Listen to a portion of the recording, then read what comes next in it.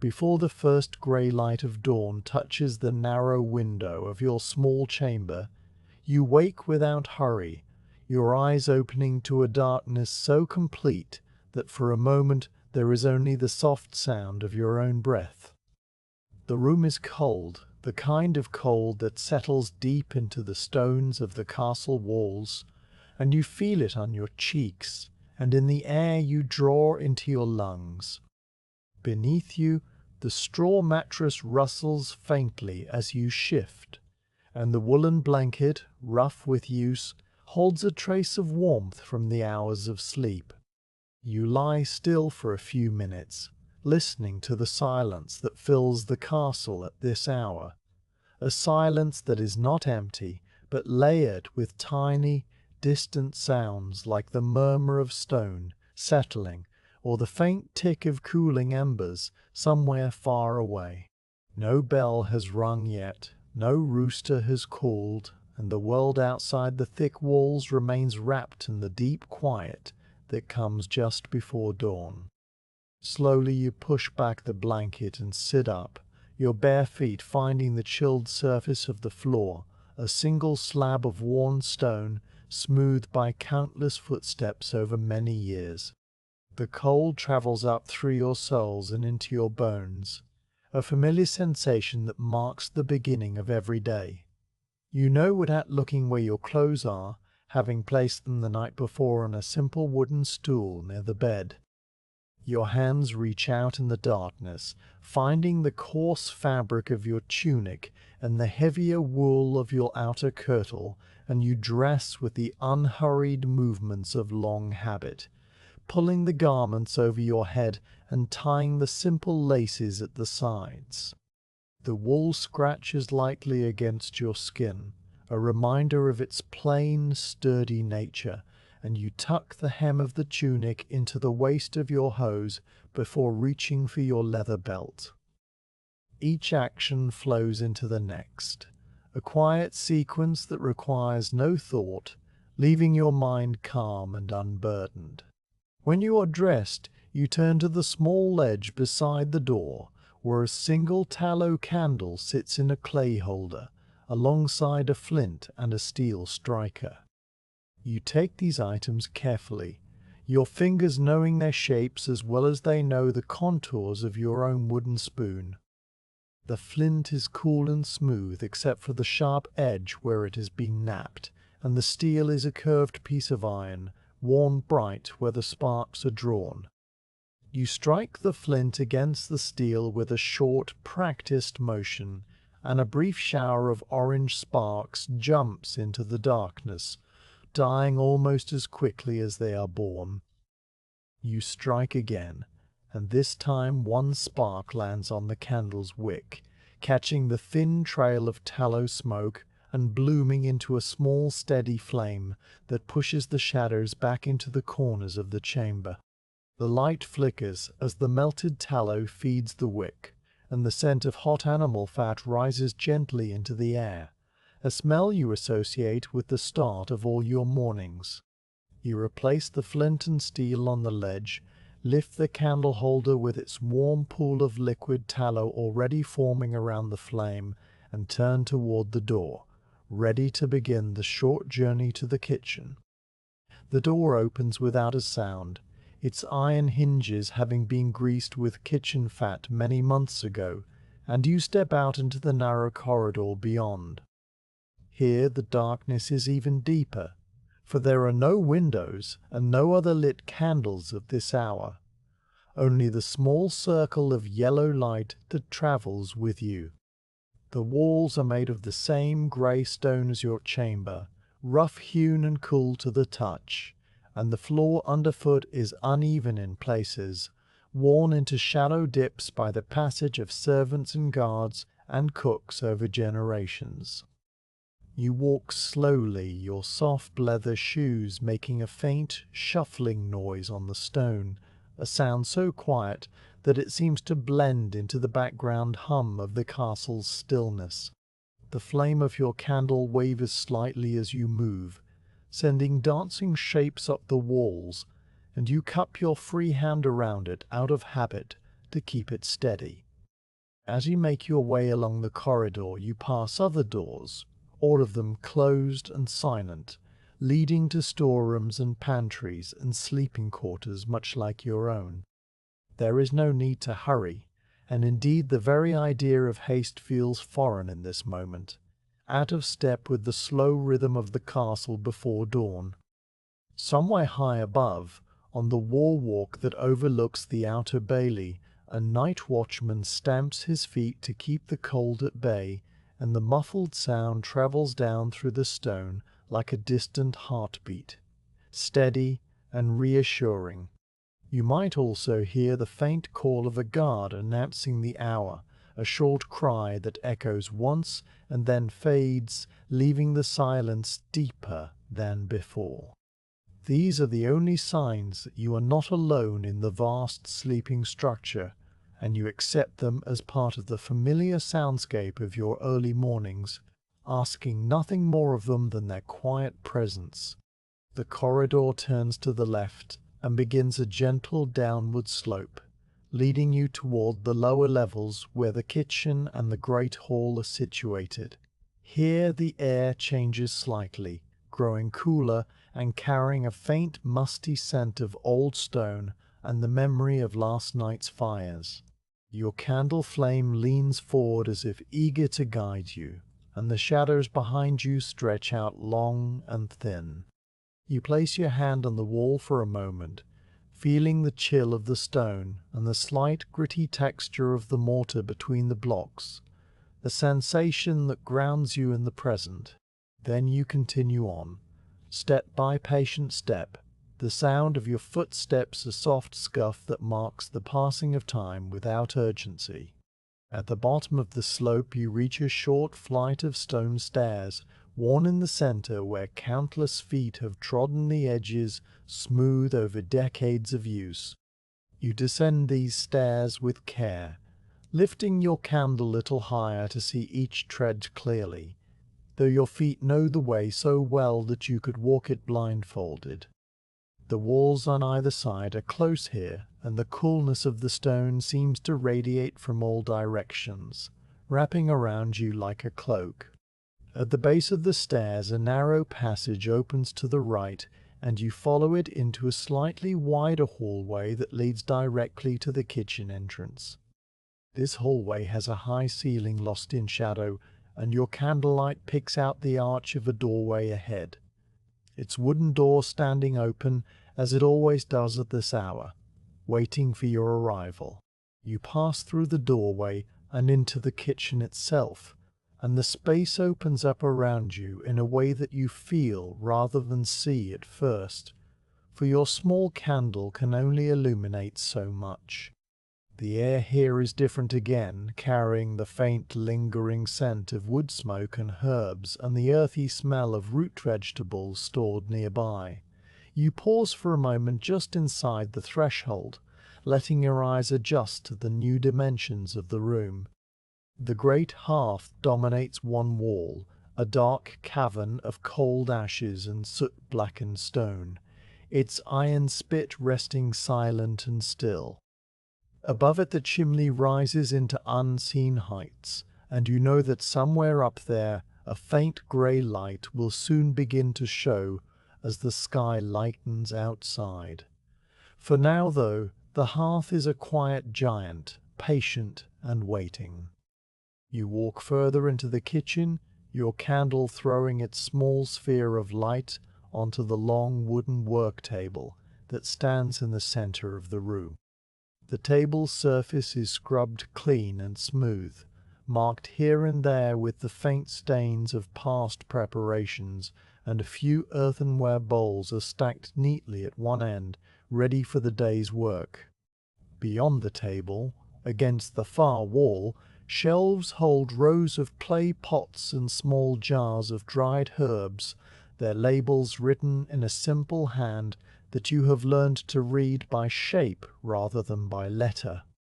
A sack of coarse flour leans against the leg of a heavy wooden bench, and a bundle of dried rosemary hangs from a hook in the ceiling beam, releasing its mild woody fragrance into the still air.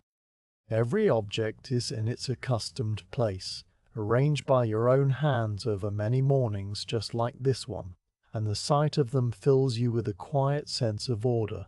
You set the candle holder down on the work table, finding a flat spot near the edge where it will not be in your way, and the flame continues its gentle dance, casting a warm glow on the wood grain. The tallow candle will burn for another hour or more before it needs to be replaced, and its light will serve as a steady companion while you begin the slow tasks of the morning. Now you stand for a moment in the heart of the kitchen, listening to the silence that surrounds you, a silence that is soon to be broken by the crackle of new fire and the bubble of simmering water, but which for now is complete and peaceful.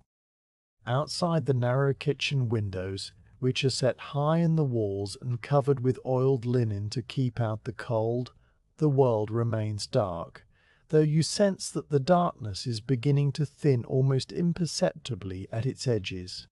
The cold of the kitchen floor seeps through your shoes, and you feel it as a reminder that the hearth must be brought to life before any cooking can begin.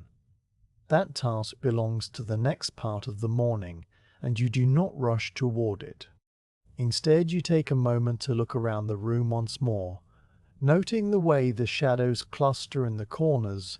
and the way your own shadow moves with you on the wall, a tall, stretched shape that mimics your every motion. The air is cool enough that your breath forms faint clouds when you exhale, and you pull your woolen kirtle a little closer around your shoulders, a small automatic gesture of comfort. You think of the well outside in the yard, the water waiting to be drawn, and of the baskets of vegetables in the storeroom below. But these thoughts drift through your mind without weight, like leaves floating on a slow-moving stream. After a time you cross to the hearth and crouch down before it, placing your hand on the cold iron of the fire dog, feeling the chill that tells you the fire has been dead for many hours. A fine layer of grey ash covers everything inside the hearth, soft as dust, and a few charred ends of logs remain from the previous evening. You will need to clean this out before laying the new fire, but that too is a task for the minutes ahead, not for this very instant. For now, it is enough to be here, in the quiet kitchen, with the candle burning steadily and the world still asleep around you. The routine of your day has begun, and it will unfold in its own time, unhurried and certain, each small action following the last, like the turning of a well-worn page. With the candle still burning softly on the work table behind you, its small flame a steady point of light in the dim kitchen, you lower yourself onto your knees before the great hearth, feeling the cold stone through the fabric of your hose. The hearth yawns open in front of you, a wide arch of soot-blackened stone that rises up into the chimney, and within its cavity the remnants of yesterday's fire lie in a mound of soft grey ash,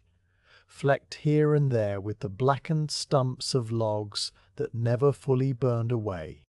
You reach forward and place your palm flat on the hearthstone, a large slab worn smooth by centuries of heat and cold, and it is as cool as river rock in winter, holding none of the warmth that once lived there.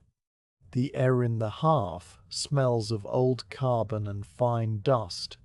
a scent that stirs faintly as you lean closer, and you breathe it in without hurry, letting it settle into your lungs as a familiar prelude to the work ahead. To begin, you need to clear away the spent ash so that a new fire can breathe. Beside the hearth, tucked into a narrow nook in the stonework, you find a small iron shovel and a wooden bucket lined with tin, tools that have been kept in the same spot for as long as you have worked in this kitchen. You take the shovel first, its handle worn dark from the grip of many hands, and you ease its flat blade into the nearest drift of ash, feeling the slight resistance of the packed layers. The ash moves with a soft shushing sound, a dry whisper that seems loud in the quiet of the early morning, and you lift a first scoop, holding it level as you turn to deposit it into the waiting bucket. A fine dust rises from the falling ash, swirling in the candlelight like a tiny storm, and then settles again, returning to stillness. You repeat this action with gentle, unhurried motions, scraping the shovel across the hearth floor, gathering the remains of the cold fire bit by bit. Each scoop sounds its own soft note, a muted sigh that follows the rhythm of your breathing, and the bucket slowly fills with layers of grey powder, fine as milled flour, punctuated by the occasional charred twig or lump of spent charcoal. As you work deeper into the ash, you uncover the flat stones that line the base of the hearth, their surfaces marked with faint scorch marks and hairline cracks from seasons of heating and cooling. You pause to run your fingers over one of these stones, tracing a crack that runs like a tiny river across its surface, and the stone is still cool, no hint of fire lingering anywhere. You scoop around the edges now, where the ash tends to pack into the corners, and you angle the shovel carefully to lift these denser deposits without spilling them. All the while, the candle flame on the table continues its silent dance, and beyond the high windows the sky remains dark, though perhaps the quality of the darkness has shifted almost imperceptibly, the way a deep pool of water lightens a shade before the sun appears. You do not discard all of the ash, for some of it will serve a purpose in the kitchen garden, helping to sweeten the soil around the herbs and vegetables that grow just outside the door. With this in mind, you set aside a small clay pot and, using a flat piece of bark, you guide a portion of the cleanest, finest ash into this container, saving it for later. The rest of the ash goes into the bucket, which you will later carry out to the midden heap behind the outer wall. But that is a task for another hour, not for this quiet moment when the kitchen is still your own private world. You brush your hands together over the bucket, shaking loose the last clinging dust, and then you wipe your palms on the front of your apron, a rough linen cloth that already bears the marks of many such mornings. With the hearth floor now clean and bare, you turn your attention to the materials that will bring the fire to life. Kindling and fuel are stored in a recessed alcove to the left of the hearth, a low arched opening lined with bricks, and you rise from your knees with a soft grunt, your joints protesting only slightly from the cold and the crouching. You walk the few steps to the alcove and bend to reach inside, your fingers closing around a handful of dry straw, brittle and golden, that rustles like old parchment when you gather it. You pull out a generous twist of this straw and carry it back to the hearth, laying it in a loose, airy nest at the center of the firebed. The straw is so dry that a single spark would set it ablaze, but you treat it with the calm patience that governs all your kitchen work, arranging it without haste until it forms a soft cushion that will catch the first flame. Next you retrieve a small bundle of kindling sticks, thin slivers of pine and birch that have been split and dried until they are as light as bird bones. You select a handful of these, feeling the dry, rough texture of the wood against your fingertips,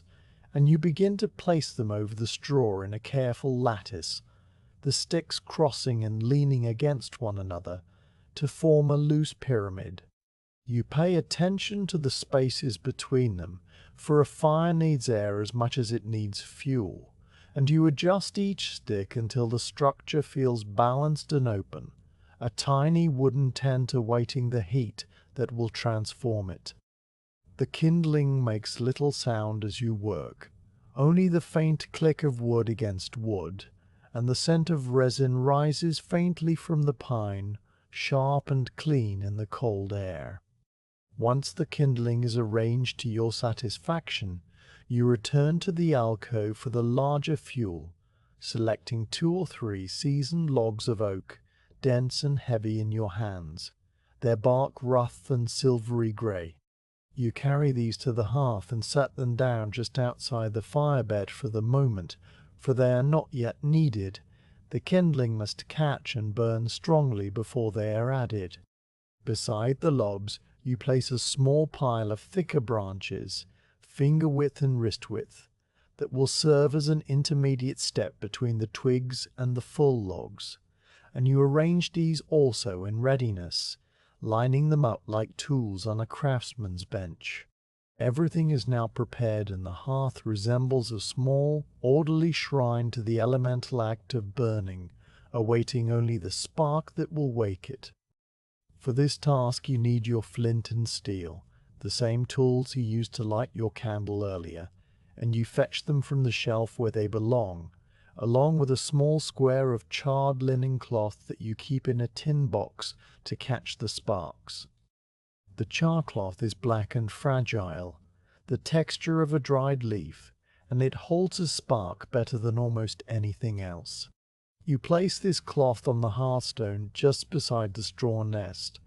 and then you kneel once more, settling your weight comfortably so that you can work without strain. The steel striker fits naturally into your right hand, its curve pressed against your palm, and the flint is held in your left, its sharp edge angled just so. You lean over the hearth, bringing the flint close to the char cloth, and you strike the steel against the stone with a short, snapping motion of your wrist. A bright cluster of sparks bursts from the impact, flying outward like tiny orange stars, and some of them land on the black cloth, where they glow for a second before fading. You repeat the motion, calm and rhythmic, the sound of the strike a sharp tink that echoes briefly in the stone chamber, and on the 4th or 5th attempt one spark holds, a pin-prick of orange that eats into the char cloth and begins to spread. A living ember no bigger than a ladybug. You set aside the flint and steel with careful, unhurried movements, then lift the edges of the char cloth, cupping the glowing ember in a nest of blackened fibre. You bend low and blow gently across the ember, a long, soft stream of breath that makes the orange point flare brighter and hotter. And the char cloth begins to crumble into incandescent filaments that drop onto the waiting straw below. For a moment, nothing happens, and then a thin curl of smoke rises from the straw, pale and delicate, twisting upward like a question mark. You blow again, a little stronger this time, and the smoke thickens, carrying with it the sweet, grassy scent of burning hay, and then, with a soft waft that you feel as much as hear, a flame appears, a tiny tongue of yellow and blue that licks at the straw and begins to spread. You sit back on your heels and watch as the flame grows, moving with a kind of liquid grace from one strand of straw to the next, consuming the dry material with a gentle crackle that sounds like the rustle of a silk sleeve. The light of the fire joins the light of the candle, painting the kitchen walls in overlapping washes of gold and amber, and the shadows that have held sway since before dawn begin to recede into the far corners. The smell of the burning straw is clean and brief, soon overtaken by the sharper scent of the kindling sticks catching fire, the pine resin sizzling and popping in tiny bursts. You remain still, letting the fire establish itself, and you feel the first faint warmth against your face, a soft pressure of heat that is barely there but promises more to come, a whisper of the heat that will soon fill the room. As the kindling burns more vigorously, the flames leaping higher now and beginning to wrap around the thicker sticks, You reach for one of the intermediate branches and lay it gently across the fire, placing it so that it rests on the burning lattice without smothering it. The new wood takes a few seconds to catch, its bark darkening and then splitting open to reveal the pale wood beneath, and then it too is burning, adding its voice to the chorus of soft sounds that fills the hearth. You add another branch and then another, building the fire upward in a careful sequence, each new piece of wood placed where it will receive the most heat and the best flow of air. The flames respond by growing taller and stronger, their color shifting from yellow to a deeper orange, and the heat that washes over you now is no longer a whisper, but a steady presence, warming your cheeks, your hands, the very air you breathe. The logs of oak still wait beside you, and you judge that the moment has come to introduce them. You lift the first log, its weight solid and reassuring, and you settle it onto the fire with both hands, angling it so that one end catches the flame while the other end rests on the fire dog, the iron stand that will hold it in place as it burns.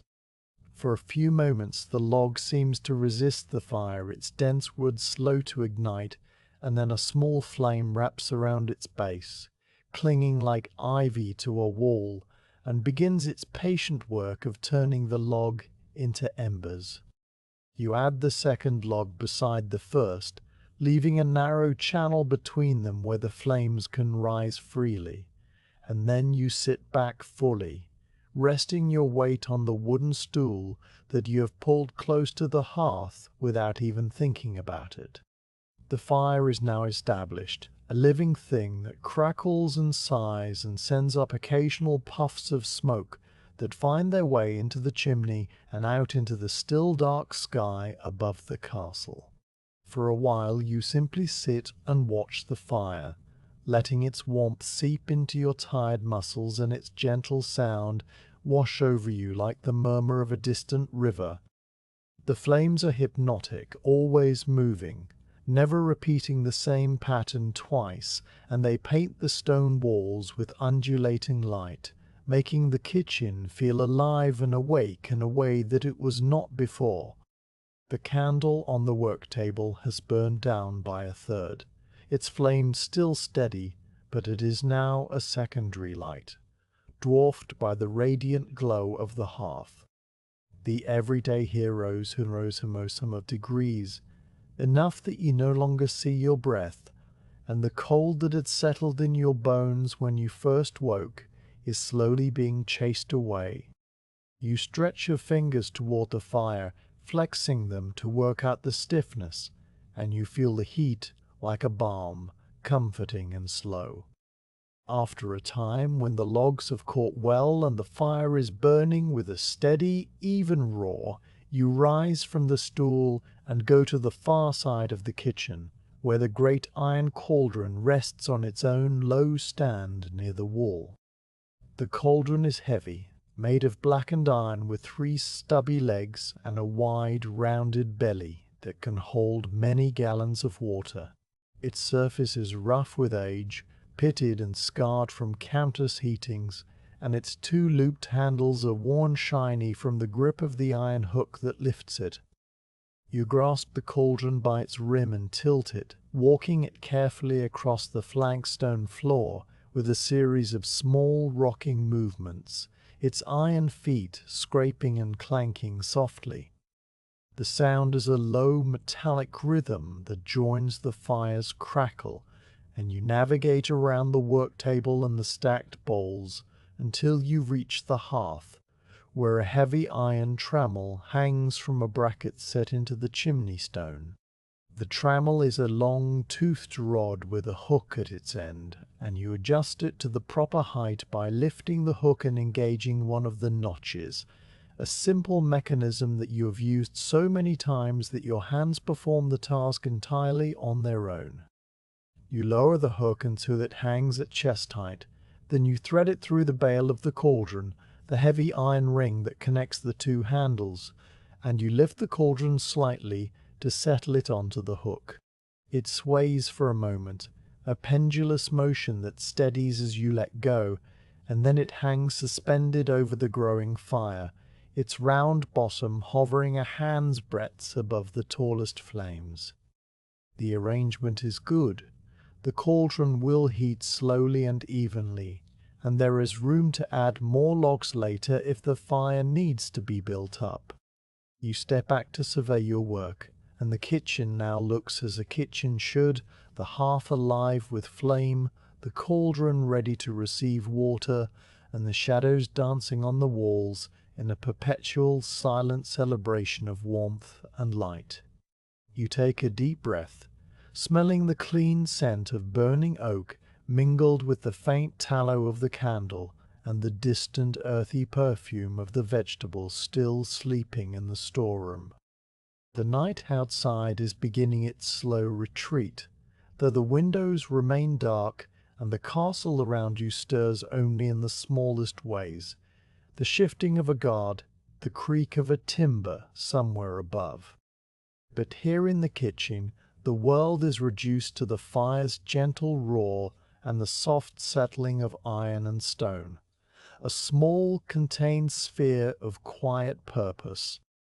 You sit once more on the stool, your hands resting on your knees, and you watch the flames play beneath the cauldron, content to let the next task wait while the fire establishes its hold on the logs and the iron of the pot begins to warm, degree by slow, invisible degree. With the fire now burning steadily beneath the hanging cauldron and its iron belly just beginning to absorb the first hints of warmth, you turn from the hearth and let your gaze travel across the kitchen to the corner where 2 wooden buckets rest on a low shelf, waiting for the morning's water. The buckets are plain and sturdy, made of oak staves bound with iron hoops. Their surface is darkened by years of immersion and drying, and each has a thick rope handle threaded through 2 holes near the rim. You cross the room, the heat of the fire at your back fading slightly as you move into the cooler air near the outer wall, and you lift the buckets down one at a time, their weight negligible when empty, just a solid, satisfying heft that speaks of good craftsmanship. The wood feels dry and slightly rough against your palms, and the iron hoops are cold, holding the chill of the night despite the fire's growing influence. You set the buckets side by side on the flagstones, and then you pick them up again, one in each hand, letting them hang from your grip with the rope handles looped over your wrists so that your fingers remain free for the door. The kitchen door that leads to the yard is a heavy slab of oak, reinforced with iron straps, and it is latched from the inside by a simple wooden bar that rests in iron brackets.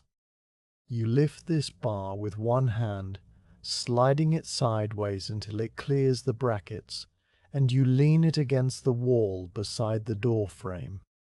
The door swings inward when you pull on the iron ring, its hinges protesting with a low, long groan that seems to echo in the quiet morning, a sound so familiar that you hardly register it. Cold air spills in immediately, flowing around your ankles and rising to meet your face, carrying the sense of damp earth, stone, and the faint green smell of the kitchen garden that lies just beyond the doorway. You step over the raised threshold, careful not to catch your feet, and you emerge into the kitchen yard, the buckets swaying gently at your sides. The yard is a rectangular space enclosed on 3 sides by the castle's stone walls, and on the 4th by the timber-framed wall of the pantry wing, and its floor is paved with rounded cobblestones that have been worn smooth by centuries of footsteps and cartwheels. In the grey half-light that comes just before sunrise, the cobblestones gleam faintly with a sheen of dew, each stone outlined by a darker line of moisture, and the air is cool and damp, moist enough that you feel it settling on your cheeks and in the fabric of your tunic. You pause just outside the door to let your eyes adjust to the open sky overhead, a pale, washed-out expanse of cloud that holds no stars and no distinct color, only a gradual lightening along the eastern ramparts that hints at the approaching dawn. The silence here is different from the silence of the kitchen. It is larger, less contained, filled with a distant coo of a pigeon from the Dovercote Tower and the occasional rustle of straw from the stables that lie beyond the far wall. No one else is about, and you have the yard entirely to yourself, a solitary figure moving across the stones with the slow, measured gait of early morning. The well stands in the centre of the yard, a circular structure of mortared stone rising to waist height, its rim capped with a broad, flat ring of granite that has been polished by countless hands and countless ropes. A wooden windlass spans the opening, its horizontal drum supported by two upright posts that are set into the stonework on opposite sides, and a length of coarse hemp rope is wound around the drum, one end fixed to the windlass and the other dropping down into the dark shaft, where it attaches to the iron handle of a large leather bucket. The windlass has a curved iron crank on one side and a simple ratchet mechanism made of a toothed wheel and a wooden pawl that clicks as the drum turns, holding the load in place when you pause. You approach the well with the same unhurried steps you use for everything, your bucket still swinging lightly, and you set them down on the cobblestones just beside the well's base, arranging them so that they will be close at hand when you need them. You lean forward and place both hands on the stone rim, feeling the cold, slightly gritty surface of the granite, worn smooth in patches where generations of water drawers have rested their arms. The opening of the well is wide enough that you could lower a good-sized pot through it, and when you peer down into the shaft, you see only darkness at first, an absolute black that seems to swallow the faint morning light. After a moment your eyes detect a tiny glimmer far below, a coin-sized reflection of the sky on the still surface of the water, so distant that it looks like a star fallen to the bottom of the earth. The air that rises from the well is cool and carries a mineral scent, clean and slightly metallic, like rain on iron. You straighten up and turn your attention to the windlass, placing your hand on the crank and testing its movement with a slight back and forth motion that produces a soft, rhythmic clicking from the pawl. Everything is in order, as it always is, and you are ready to draw water. First you must send a leather bucket down into the shaft, and to do this, you release the pawl by lifting the small wooden lever that holds it against the toothed wheel, allowing the drum to spin freely. You keep your hand on the crank, controlling the descent with gentle pressure, and the rope begins to unwind with a smooth, whispering sound, the hemp fibers sliding over one another as the bucket drops into the darkness. The crank turns in your grip, its iron surface cool and slightly oily from the tallow used to lubricate the axle, and you let it turn at a steady pace, neither too fast nor too slow, listening to the soft whir of the drum and the distant echo of the bucket's passage rising up from the stone-lined shaft. The rope pays out in even coils from the drum, and after several seconds you hear the first sound that tells you the bucket is nearing the water, a change in the echo, a hollow, resonant quality that deepens as the bucket enters the shaft's lower chamber. Then there is a soft splash, muffled and distant, as the leather bucket strikes the surface of the water and begins to fill. You let the rope go slack for a moment, allowing the bucket to tip and sink, and you can feel the change in tension through the crank, the rope going from a live, trembling thing to a dead weight as the bucket fills. You wait a few heartbeats, picturing the water flowing in through the bucket's open top, soaking the leather that has been kept supple by constant use. And then you begin to wind the bucket back up, gripping the crank firmly and turning it with a slow circular motion of your whole arm, not just your wrist. The ratchet clicks into place with each fraction of a turn, a steady, reassuring sound that marks your progress, and the rope coils back onto the drum in neat overlapping layers, wet and darker now where it has been submerged. The weight of the water makes the winding a deliberate task, one that requires your full attention but not your haste. You turn the crank, pause to let the pawl catch, turn again, and the bucket rises inch by inch through the dark column of the well, its weight growing slightly as the rope shortens and the leverage changes. The muscles of your arm and shoulder work with a familiar, comfortable effort, and your breathing remains even, syncing with the rhythm of the crank. You can hear the water sloshing inside the leather bucket now, a low, musical sound that grows clearer as the bucket climbs, and occasionally a few drops fall from the bucket's sides and patter back down into the unseen pool, tiny silver notes in the shaft's deep silence. At last the wooden bar of the bucket's handle appears at the rim of the well, and you stop cranking, letting the pawl hold the load while you reach forward and grasp the rope just above the bucket, pulling it gently toward you until the bucket swings clear of the windlass and rests against the stone rim. The leather is dark and glistening, beaded with water, and the bucket's contents tremble with the movement, catching the pale light of the sky and reflecting it in 1,000 tiny ripples. The water is cold enough that you feel its chill radiating from the bucket even before you touch it, and a faint mist rises from its surface, condensing in the cool morning air.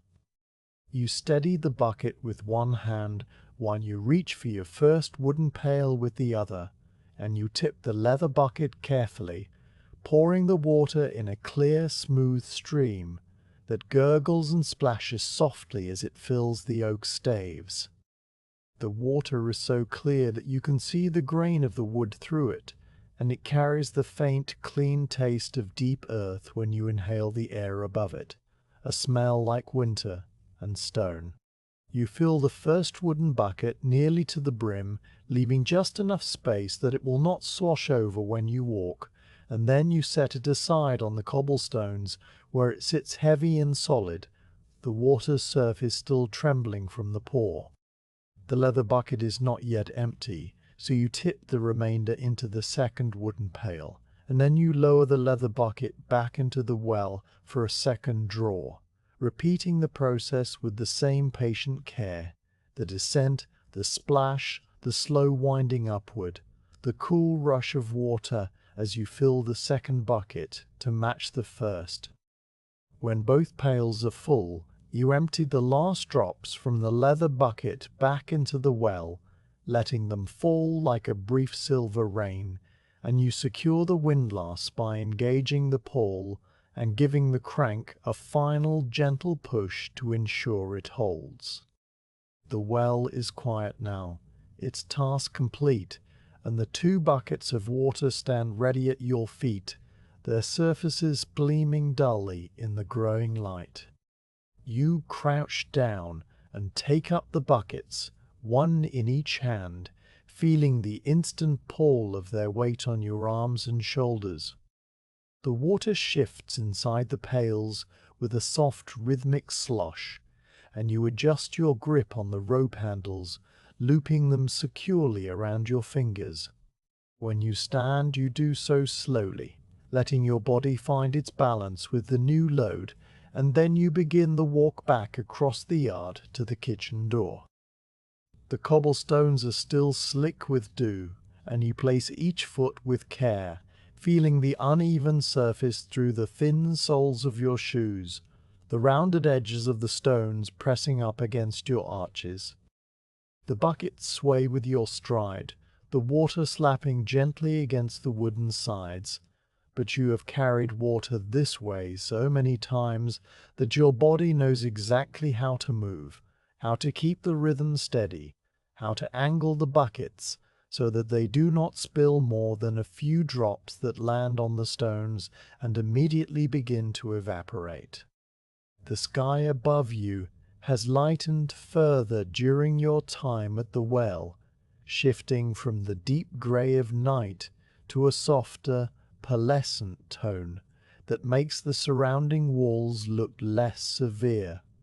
their stones now showing hints of warm brown and ochre instead of uniform black.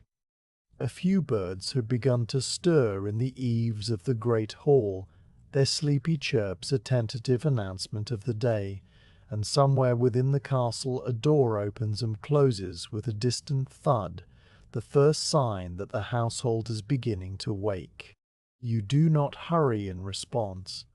Your pace remains the same,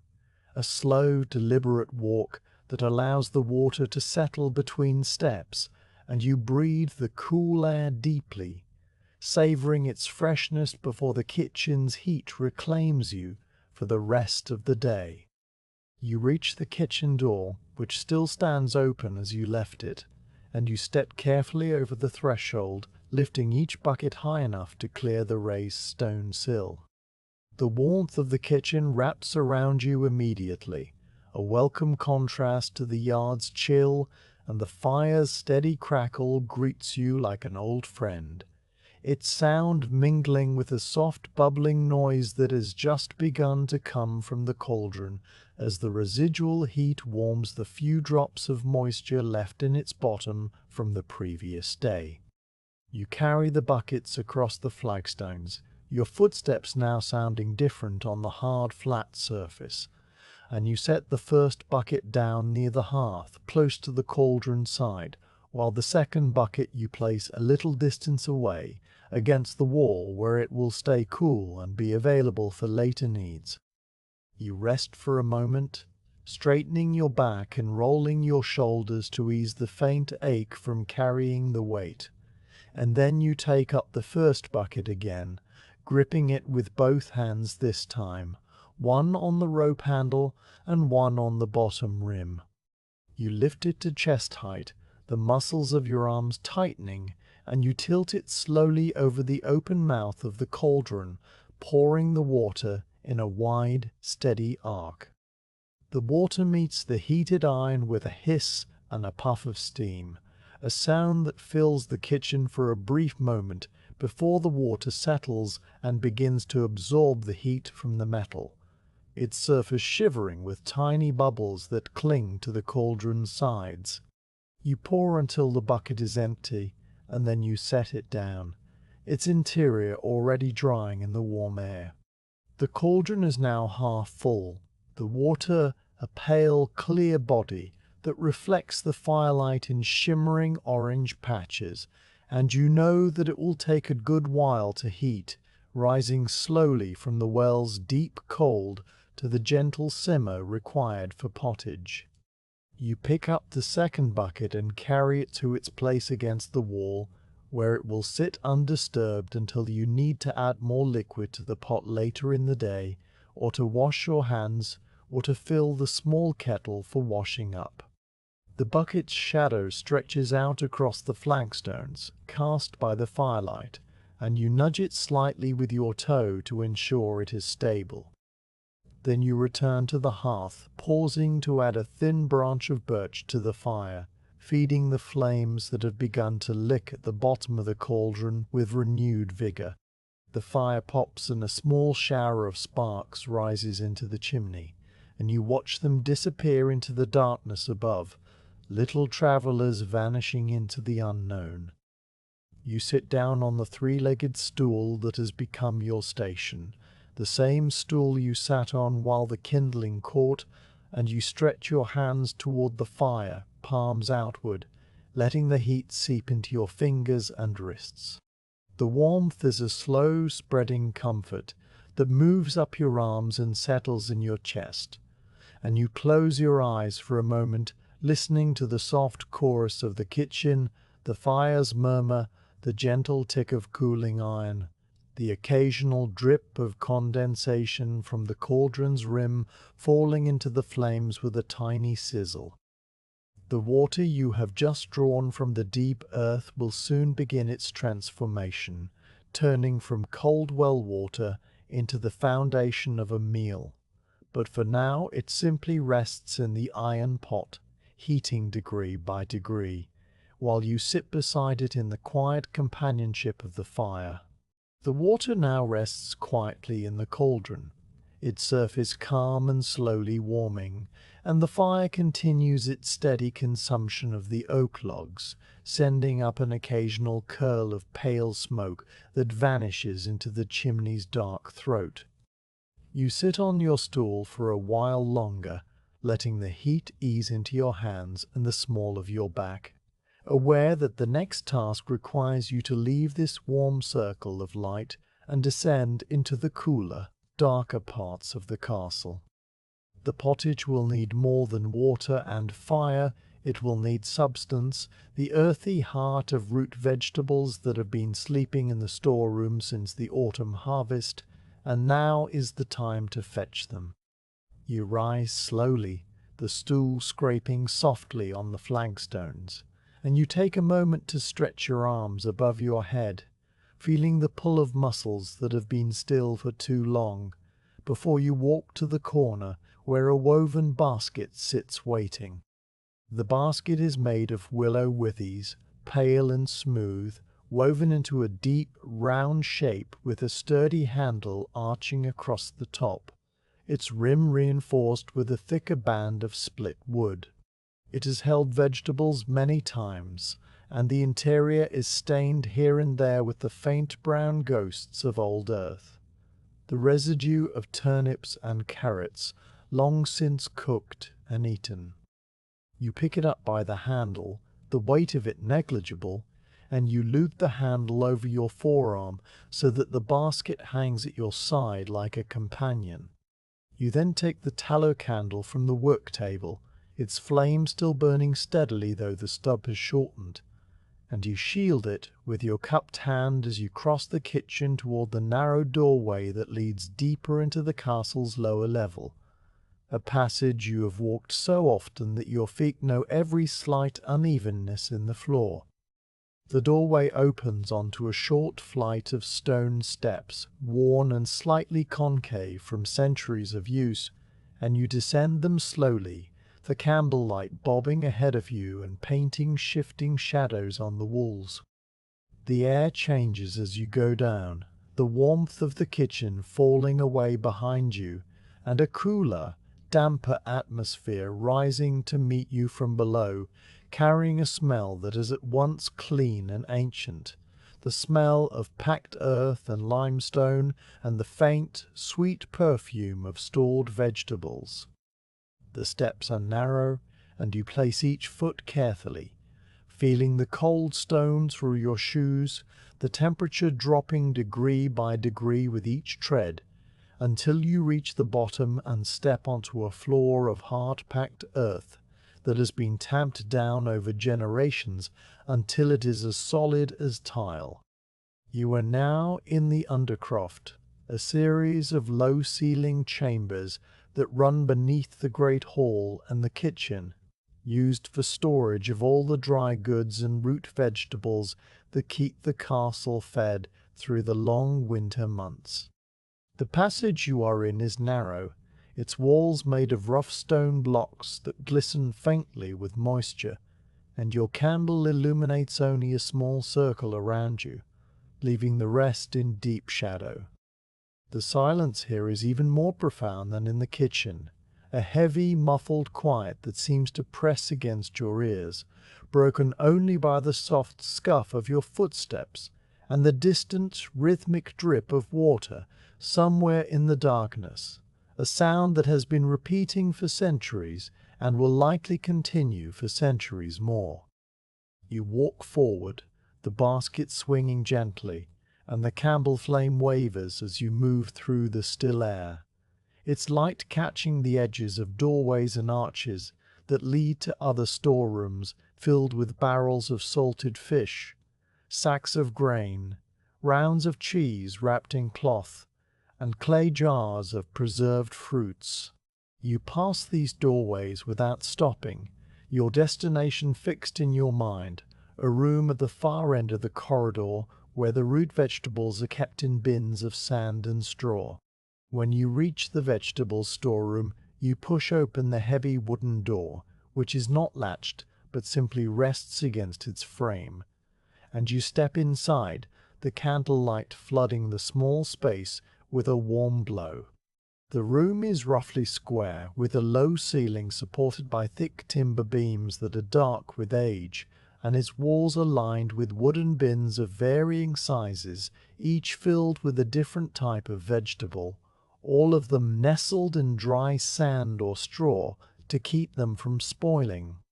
The air in here is still and cool, just above freezing, the ideal temperature for preserving roots, and it carries a rich, loamy scent that makes you think of the kitchen garden in late autumn, of digging in the soil with your hands and pulling up the last of the harvest. You set the candle on a small stone ledge that serves as a shelf, and you place the basket on the floor, ready to receive what you will gather. You go first to the bin of turnips, which lies against the left wall, a long, shallow trough of rough-hewn pine filled with clean sand. The turnips are partly buried in this sand, their purple and white shoulders rising above the surface like small sleeping creatures, and you kneel down beside the bin, feeling the cold of the earth floor seep through the fabric of your hose. You reach into the sand and lift a turnip, cradling it in your palm, and it is cool and firm, its skin smooth except for the fine root hairs that trail from its base and the small dimples where side roots have been trimmed away. You turn it over in your hands, checking for soft spots or signs of spoilage, but it is perfect, heavy with stored moisture and the sweetness of starch that will slowly release into the pottage. You brush off the clinging sand with gentle strokes of your thumb, the grains falling back into the bin with a soft hiss,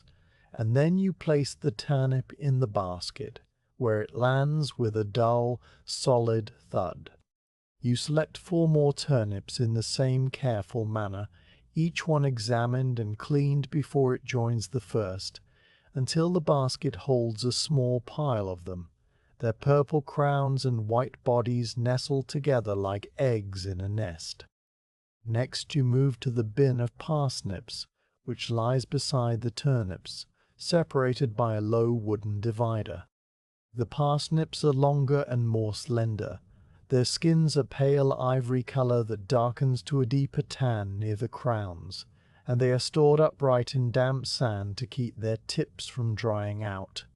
You pull one free with a gentle tug, the sand releasing its grip with a soft granular sound, and the parsnip emerges whole and unbroken, its surface slightly ridged and wrinkled around the top where the leaves were cut away, but otherwise smooth and hard. You run your fingers along its length, feeling the cold, starchy flesh beneath the skin, and you note the sweet, almost nutty smell that rises from it, a fragrance that hints at the flavor it will give to the broth. You select 6 parsnips, laying them in the basket alongside the turnips. Their pale forms a contrast to the darker, rounder vegetables already gathered. The carrots are in a bin on the opposite wall, packed in layers of dry straw that rustle softly when you disturb them. You push aside the golden strands, and the carrots appear beneath, their orange roots glistening faintly with trapped moisture, their green tops long since trimmed to flat, rough circles. You pick them up one at a time, feeling the familiar shape, the way they taper from a broad shoulder to a fine point, the tiny hair-like rootlets that cling to their sides, the occasional crack or fork that tells of a stone they encountered while growing.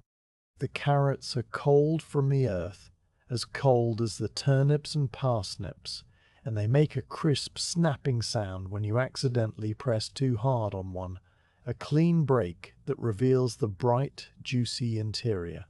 You choose 7 good carrots, not too large, not too small, and you add them to the basket where they lie at an angle, their orange bodies bright even in the dim candlelight, a cheerful splash of color against the brown wicker. The onions are stored not in a bin, but in a long, shallow tray made of slatted wood that allows air to circulate around them, preventing mold and rot. The tray sits on a low shelf at waist height, and you approach it without kneeling, which is a small relief to your legs. The onions are round and firm, their papery skins a mix of golden brown and pale yellow, and they rustle faintly as you touch them, their outer layers crackling like old parchment. You lift one onion and hold it to your nose, inhaling the sharp, sulphurous scent that makes your eyes prickle slightly, and you check the neck where the dried stalk emerges from the bulb, making sure it is tight and closed, a sign of good health. You select 5 onions of medium size, each one perfect in its own way, and you arrange them in the basket so that they will not roll around and bruise, tucking them between the sturdier turnips and the long parsnips. Finally, you come to the leeks, which are kept in a tall clay pot filled with moist sand, their long green leaves emerging from the top like a fountain of pale ribbons. You reach down into the pot and grasp a leek by its white base, pulling it upward with a slow, steady motion, the sand releasing its roots with a faint sucking sound. The leek is long and slender, its white shaft merging gradually into the darker green of the leaves, and its roots are a tangled mass of fine white threads that you will trim away later. The leaves are slightly limp at the tips where they have dried out, but the rest of the leek is firm and crisp, and its scent is mild and green, like fresh grass after rain. You select 4 leeks, laying them carefully on top of the other vegetables in the basket, their leaves draping over the rim and swaying gently as you move. With all the vegetables now gathered, you straighten up and stretch your back, feeling the slight ache that comes from crouching and bending in the cold. The basket is heavy now, its woven handle biting into your forearm where it rests, and the vegetables fill it nearly to the brim, a jumbled collection of earthy colors and textures that promises a hearty, nourishing meal. You pick up the candle again, its flame still steady, and you take one last look around the storeroom to ensure you have left everything as it should be. The bins covered, the sand smoothed over, the slatted tray of onions pushed back against the wall. Everything is in order, and you turn to leave, the basket swinging at your side with a solid, satisfying weight, the handle creaking softly as you walk. The journey back through the undercroft follows the same route, but it feels different now because you are carrying a load and because your eyes have adjusted more fully to the darkness. The passage seems less oppressive, its shadows less absolute, and the distant drip of water has become a comforting landmark, a small steady sound that tells you where you are. Your footsteps are heavier now, your shoes pressing deeper into the packed earth floor, and you hear the soft scuff of your own passage echoing back from the walls, a lone rhythm in the underground silence. The candle flame flickers with your movement, and you shield it with your free hand, cupping the warmth around the dancing wick, and the light plays over the stone walls, revealing patches of lichen and the occasional glint of mica embedded in the rock, tiny flashes of silver that appear and then vanish as you pass. When you reach the bottom of the stone steps that lead up to the kitchen, you pause for a moment to adjust your grip on the basket and to gather your breath. The steps are steeper going up, and the basket's weight pulls at your arm, but you begin the climb with the same unhurried pace you use for everything, one step, then the next, your free hand resting on the wall for balance. The stone is cold and rough beneath your palm, and you feel each step in the muscles of your thighs and calves, a slow, deliberate exertion that warms you from within. The candlelight rises ahead of you, spilling onto the walls of the stairwell, and the temperature begins to increase, the chill of the undercroft giving way to the milder air of the ground level, carrying the first faint hint of wood smoke and the distant sound of the fire crackling in the kitchen hearth. You emerge through the narrow doorway and back into the kitchen itself, and the warmth of the room wraps around you like a woolen blanket, so welcome after the cold of the storeroom that you pause just inside the threshold to let it settle over your shoulders and seep into your chilled fingers. The fire is still burning well, its flames a little lower now but steady, and the cauldron has begun to emit a low, continuous murmur, the water inside it no longer silent, but starting to whisper and stir as the heat works its slow magic. You cross the room and set the basket down on the work table, the woven base meeting the scrubbed wood with a soft thump, and the vegetables shift inside, settling against one another with small, earthy sounds. You straighten the basket so that it sits squarely on the table, and then you blow out the candle, its flame extinguishing with a thin trail of smoke that curls upward and fades, because the firelight is now more than enough to illuminate the kitchen.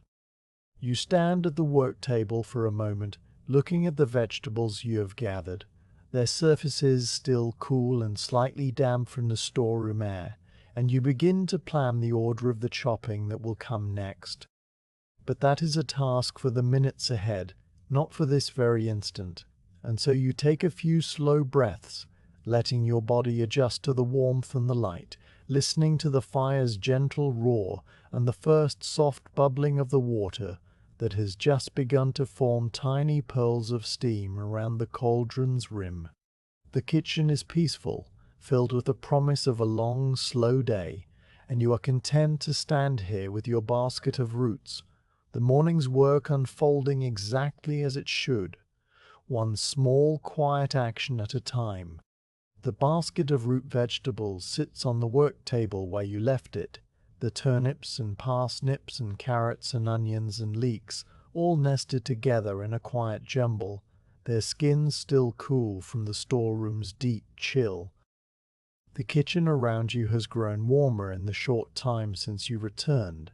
the fire in the hearth burning with a steady low flame that licks around the base of the cauldron, and the water inside the iron pot has begun to make a soft, continuous sound. A murmur that is not yet a simmer, but no longer a silence. The day outside the high windows is still grey, though the quality of the light has shifted enough that you can now see the texture of the oiled linen covering the window openings, the weave of the fabric, and the faint stains of old smoke that mark it. You stand at the table for a little while, letting the warmth settle back into your bones after the chill of the undercroft, and you listen to the kitchen's small orchestra of noises, the crackle of the fire, the whisper of the water, the occasional settling of the iron trammel as the cauldron's weight shifts slightly on its hook. Everything is as it should be, and yet the pottage is not complete, for it still lacks the green, fragrant notes that only fresh herbs can provide, and those herbs are waiting for you just outside the kitchen door, in the small walled garden that you have tended since the first days of spring. You leave the basket where it is, and cross the kitchen to the outer door, the same door through which you carried the water buckets earlier, though now it stands closed against the morning chill, its heavy oak planks held fast by the wooden bar you replaced after returning from the well. You lift the bar again, its surface smooth and dark from the oils of your hands, and you lean it against the wall, listening to the soft thud it makes as it settles into its resting place. The door swings inward when you pull on the iron ring, its hinges uttering the same low groan you have heard 1,000 times, a sound so familiar that it barely registers in your conscious mind, and the cool, moist air of the yard flows into the kitchen, carrying with it the scent of damp stone, wet earth, and the faint, sweet perfume of the herbs that grow just a few steps away. You step over the raised threshold, your soft shoes finding the cobblestones that are still slick with dew, and you leave the door standing open behind you so that the warmth of the kitchen can spill out into the grey morning, a gentle invitation to the day. The herb garden lies to the left of the kitchen door, tucked into a corner where the castle's outer wall meets the timber-framed wall of the pantry, forming a sheltered, L-shaped space that catches the morning sun and holds the heat of the afternoon long after the rest of the yard has cooled. A low stone wall, no higher than your waist, encloses the garden on its 2 open sides, built of the same grey stone as the castle itself, and a narrow gravel path runs around the perimeter, the small pebbles crunching softly underfoot when you walk on them. Inside the walls, the garden is divided into 4 rectangular beds by intersecting paths of packed earth, each bed raised slightly above the level of the paths and edged with rough-cut timber boards that keep the soil from spilling out. The soil itself is dark and rich, a mixture of the castle's native clay and the compost you have worked into it over many seasons, made from kitchen scraps and fallen leaves and the ash you saved from the hearth, and it smells of dampness and fertility, a deep, living scent that rises to meet you as you approach. You pause at the garden's entrance, where a simple wooden gate hangs between 2 posts, its latch a loop of rope that you undo with a single easy motion, and you step inside, closing the gate behind you out of long habit, even though there are no animals here to keep out at this hour. The garden is quiet, quieter even than the yard, its stillness broken only by the drip of moisture from the thatch of the pantry roof and the distant cooing of the pigeons in the Dover Cote tower, sounds so soft that they seem to belong to the silence rather than disturb it. The air here is cooler than in the kitchen, but warmer than it was at the well, and it holds the mingled fragrances of the herbs in a subtle, layered bouquet that changes as you move, now stronger with the sharpness of sage, now sweeter with the gentle breath of thyme. You stand still for a moment, breathing it in, letting the peace of the garden settle over you like a second, invisible cloak, and then you walk slowly along the gravel path, your footsteps making a soft, rhythmic crunch that fades into the damp air.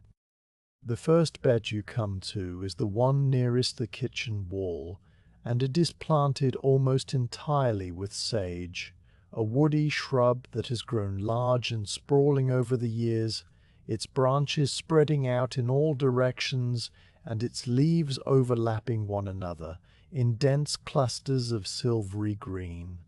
The sage leaves are broad and oval, their surface is covered with a fine, soft fuzz that gives them a velvety texture when you touch them, and their edges are slightly ruffled,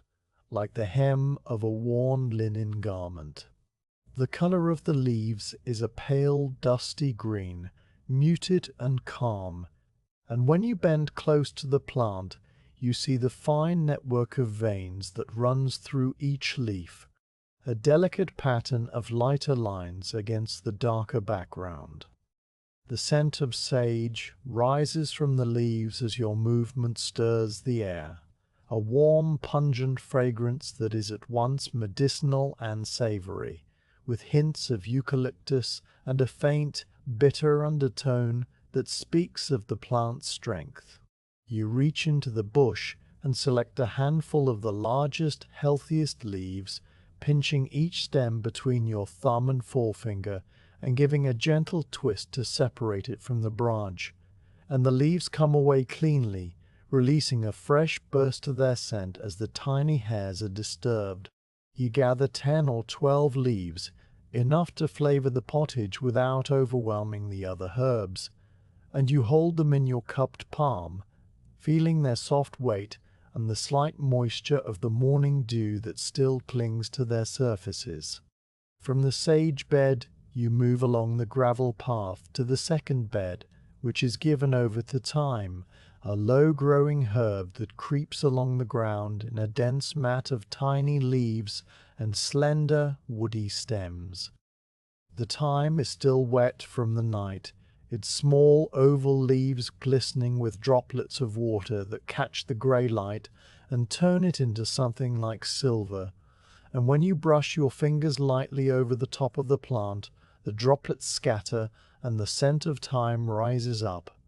a warm, earthy fragrance that is sweeter and milder than sage, with a hint of clove and a clean, grassy finish. You kneel down on the packed earth of the path, feeling the cool dampness seep through the fabric of your hose, and you carefully select a dozen sprigs of thyme, choosing those with the most leaves and the freshest color, a deep, rich green that borders on olive. The stems are thin and wiry, and you use your thumbnail to cut them, pressing down until the stem snaps with a tiny crisp sound, leaving a clean break that will heal quickly in the warm weather to come. You lay the sprigs of thyme on top of the sage leaves in your hand, and the two scents combine into something new and harmonious, a blend of sharpness and sweetness that speaks of the earth and the sun. The third bed holds the parsley, a lush, leafy herb that grows in a thick clump, its stems rising from a central crown and spreading outward in a fountain of bright green. The parsley leaves are divided into many small toothed leaflets, each one shaped like a tiny, delicate fan, and they tremble slightly in the faint breeze that moves through the garden, a breeze so light that it barely stirs the air, but is enough to set the parsley dancing in place. The color of the parsley is the brightest green in the garden, a vivid, cheerful hue that stands out against the darker tones of the sage and thyme, and its scent is fresh and clean, like newly cut grass mixed with the faint peppery sharpness that lingers in the back of your nose. You bend over the parsley and select a good bunch of it, grasping a cluster of stems near the base and pulling them gently upward, and the stems come free with a soft tearing sound, their bases pale and tender where they were hidden beneath the soil. You shake the parsley lightly to dislodge any clinging dirt or tiny insects, and then you add it to the growing bundle in your hand, the bright green fronds spilling over your fingers and brushing against your wrist.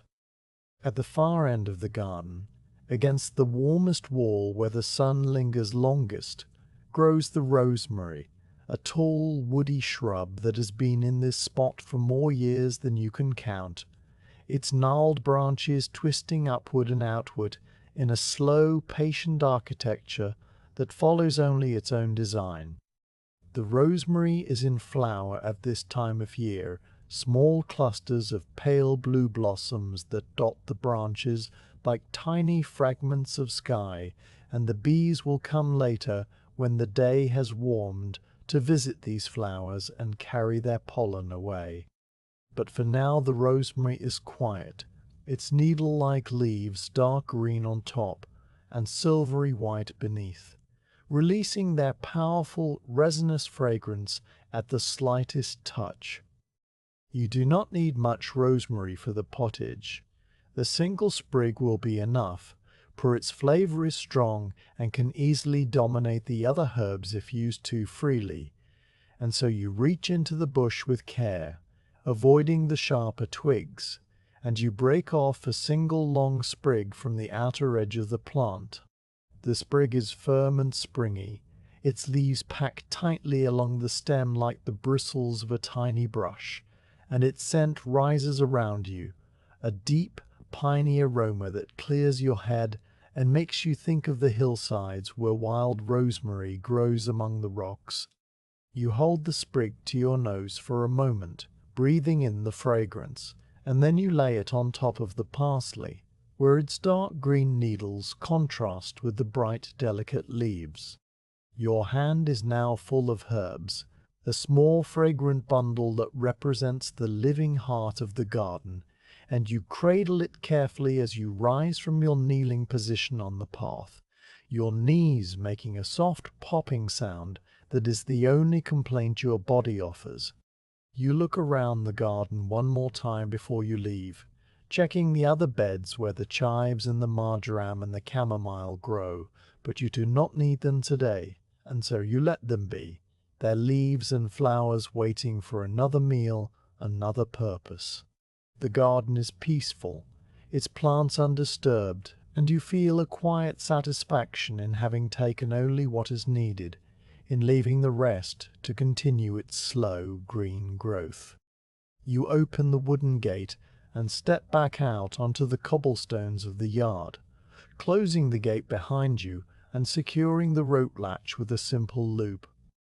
A motion so automatic that your fingers complete it without any instruction from your conscious mind. The sky above the yard has lightened a little more while you were in the garden, the grey clouds thinning in the east and allowing a faint wash of pale yellow to spread along the horizon, though the sun itself has not yet risen above the castle walls.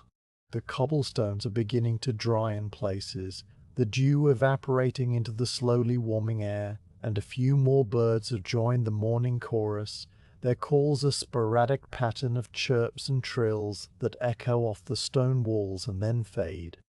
The kitchen door still stands open, and you can see the warm glow of the firelight spilling out onto the stones, a welcoming rectangle of gold that guides you back. You walk across the yard with the same slow, measured steps you always use, the herbs cradled in your hand like something precious, and the scent of them rises around you as you move, a cloud of fragrance that mingles with the smell of wood smoke drifting from the chimney high above. When you step back through the doorway and into the kitchen, the warmth embraces you again, and the sound of the fire and the gently bubbling water fills your ears, a familiar harmony that has been playing all morning. You pause just inside the door to let your eyes adjust from the grey light of the yard to the golden, firelit interior, and then you cross to the work table, where the basket of vegetables still waits, and you lay the bundle of herbs down beside it, the sage and thyme and parsley and rosemary spreading out on the scrubbed wood in a loose, fragrant pile. You take a moment to arrange them, smoothing the parsley fronds so that they lie flat, separating the thyme sprigs so that they do not mat together, placing the rosemary sprig to one side where it will be easy to find when the time comes to add it to the pot. The herbs glisten with the last traces of dew, and their scents fill the air round the work table, a fresh, green counterpoint to the earthy smell of the root vegetables and the smoky aroma of the fire. You turn back to the outer door and push it closed,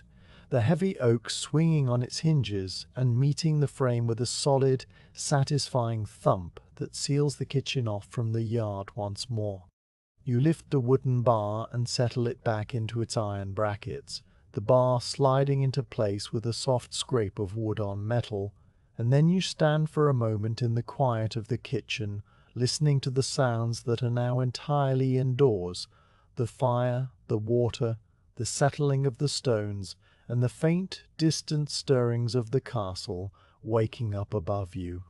The herbs are gathered, the vegetables are ready, the water is heating, and the long, slow process of building the pottage can now begin in earnest. You walk to the hearth and add a small log to the fire, watching as the flames find its bark and begin to curl around it. And then you sit down on your three-legged stool, your hands resting on your knees, and you allow yourself a few minutes of stillness before the chopping and the stirring and the simmering fill the rest of your day. The kitchen is warm, the herbs are fragrant, and the morning is unfolding exactly as it should, one small, quiet task at a time. The herbs lie spread upon the work table in a loose, fragrant scatter, their leaves still damp with the dew of the kitchen garden, and beside them the basket of root vegetables waits in its own earthy silence. The turnips and parsnips and carrots and onions and leeks nestle together like passengers in a small woven boat. You stand before the table, your hands resting on its scrubbed surface, and you feel the gentle warmth of the fire at your back, a steady presence that has become as familiar as your own heartbeat. The water in the cauldron has begun to make a soft, continuous sound now, a low murmur punctuated by the occasional plink of a bubble rising to the surface and breaking, and the steam that lifts from the pot carries no scent yet, only the clean mineral smell of heated well water. It is time to bring all these separate elements together, to transform the raw ingredients into the beginnings of a meal, and so you reach for the knife that hangs from a hook on the edge of the work table, a simple blade of iron with a wooden handle worn dark and smooth by the grip of your hand over countless mornings. The knife is not large, its blade no longer than your palm, but it is sharp, its edge kept keen by regular passes over the whetstone that sits in a corner of the kitchen. You take it down from its hook and test the edge with your thumb, a quick, light touch that tells you it is ready, and then you reach for one of the wooden cutting boards that lean against the wall.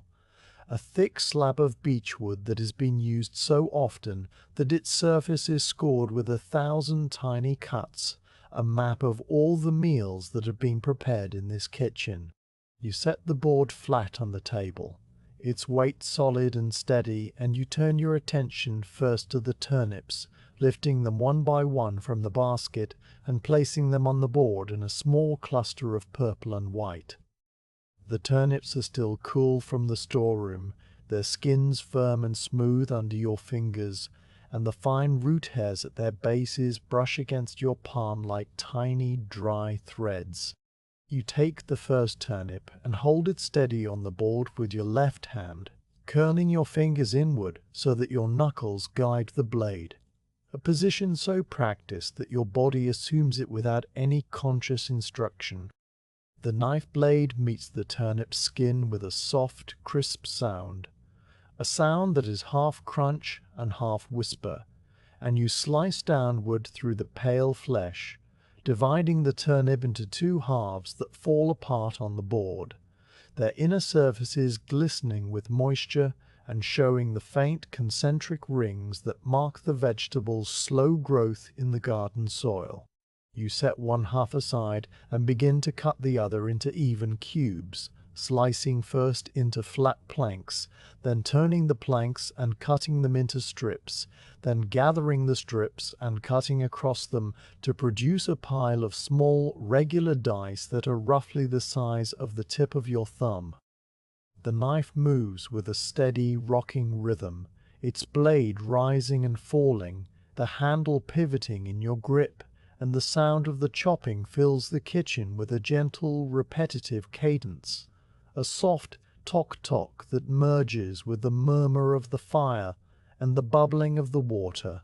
When the first turnip is fully diced, you sweep the cubes to one side of the board with the flat of the blade and reach for the next, and the process repeats itself, each turnip yielding its pile of pale, juicy dice, the color a creamy white with faint purple edges where the skin has been included.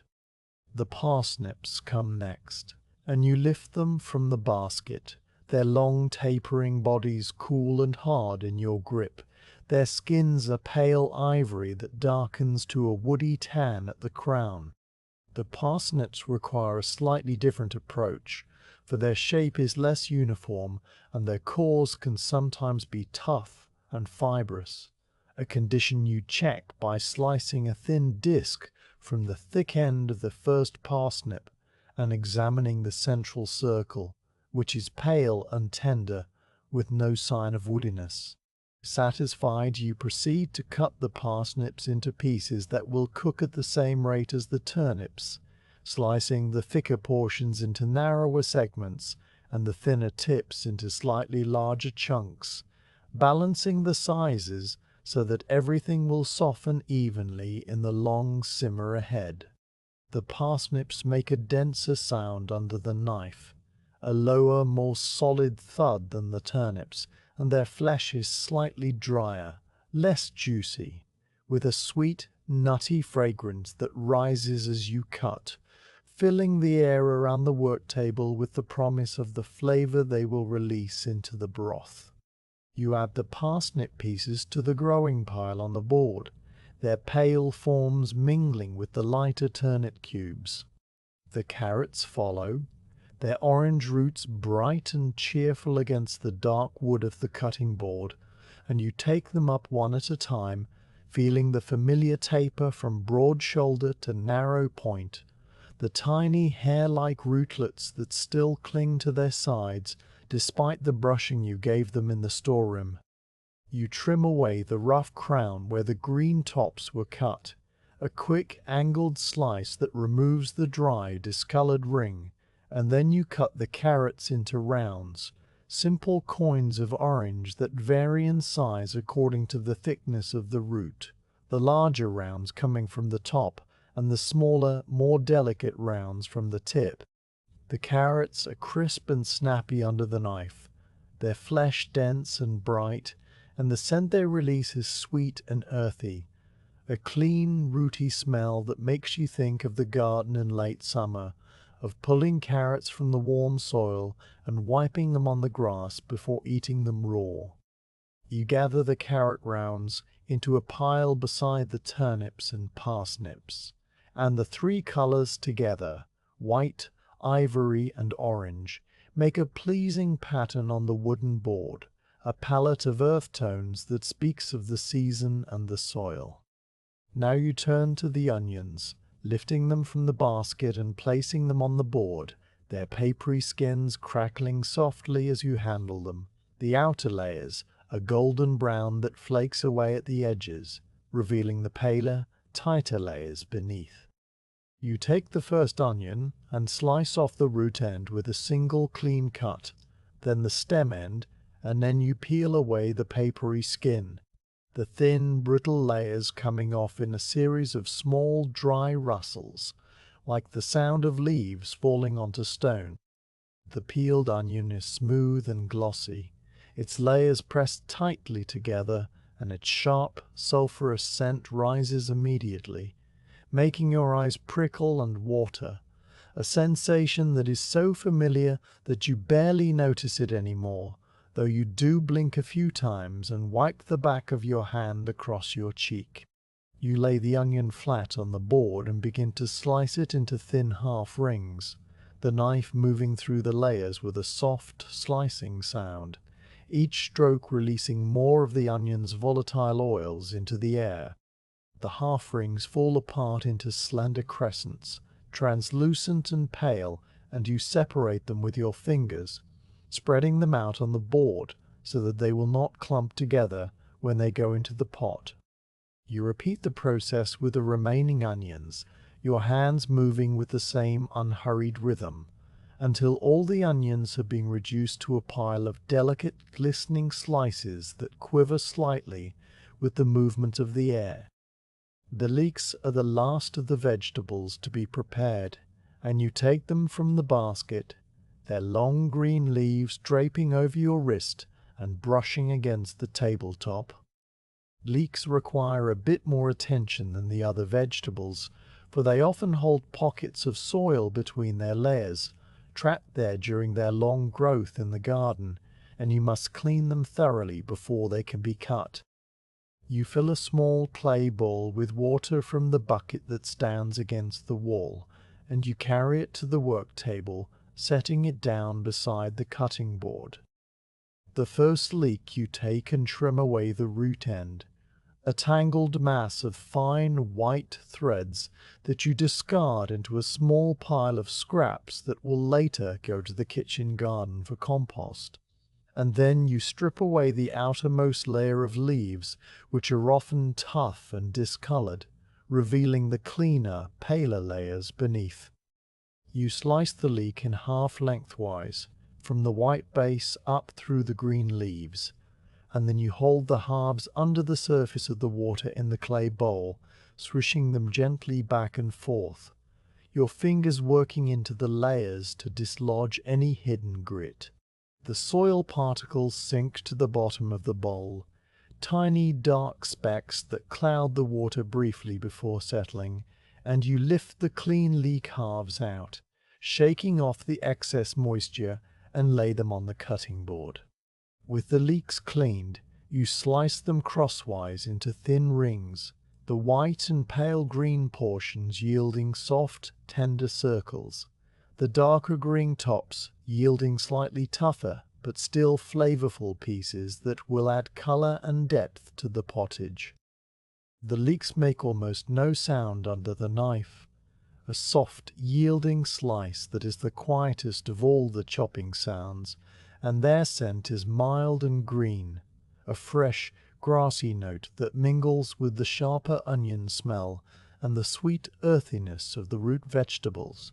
With all the vegetables now cut and arrayed on the board in neat piles, you turn your attention to the herbs, the fragrant bundle you gathered from the garden just a short while ago.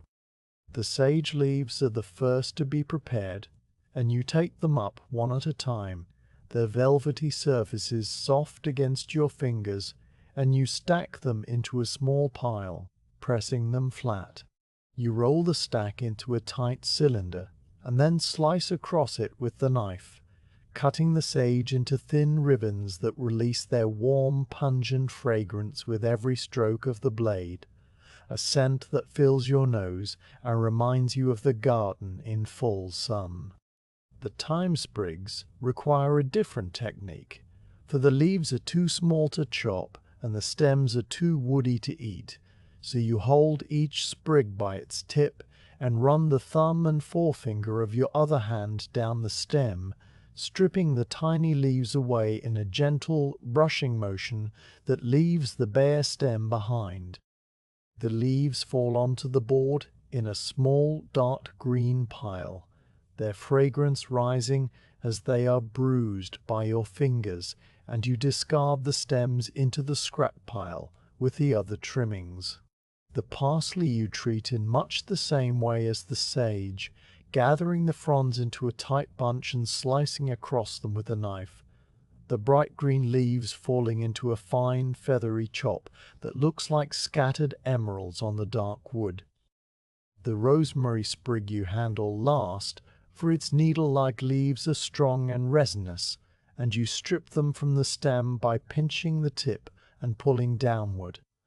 the leaves detaching with a soft tearing sound and falling onto the board in a scatter of dark green needles that gleam with aromatic oil. You gather the rosemary leaves into a small pile and chop them briefly, just enough to break them up slightly so that their flavor will distribute evenly through the pottage, and the scent that rises from the board is so intense that it seems to clear the very air around you, sharp and clean, and reminiscent of the hillsides beyond the castle walls. Now everything is ready, and you pause for a moment to survey the work table, the piles of diced vegetables and chopped herbs, the scattered trimmings and the empty basket, the knife resting beside the board with its blade still faintly gleaming with vegetable juice. The kitchen has grown warmer during your work, the fire in the hearth burning steadily and the cauldron emitting a constant low simmer, its surface trembling with the heat and the occasional bubble rising to break with a soft plop. You wipe your hands on your apron a habitual gesture that removes the clinging bits of onion skin and parsley leaf, and then you pick up the cutting board, tilting it carefully over the open mouth of the cauldron, and you use the knife to sweep the vegetables and herbs into the water, pushing them off the board in a single, gentle avalanche. The vegetables tumble into the pot with a series of soft splashes,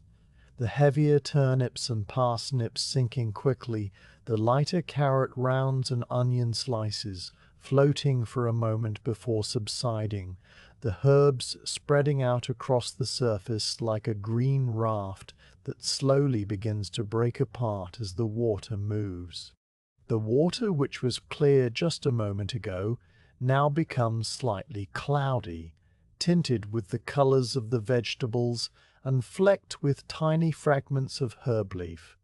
and the scent that rises from the cauldron is no longer the plain, mineral smell of heated water, but a rich, complex aroma that combines the sweetness of the carrots, the sharpness of the onions, the earthiness of the turnips, and the fragrant bouquet of the herbs, all mingling together in the warm steam that fills your face and says, "You liddy so."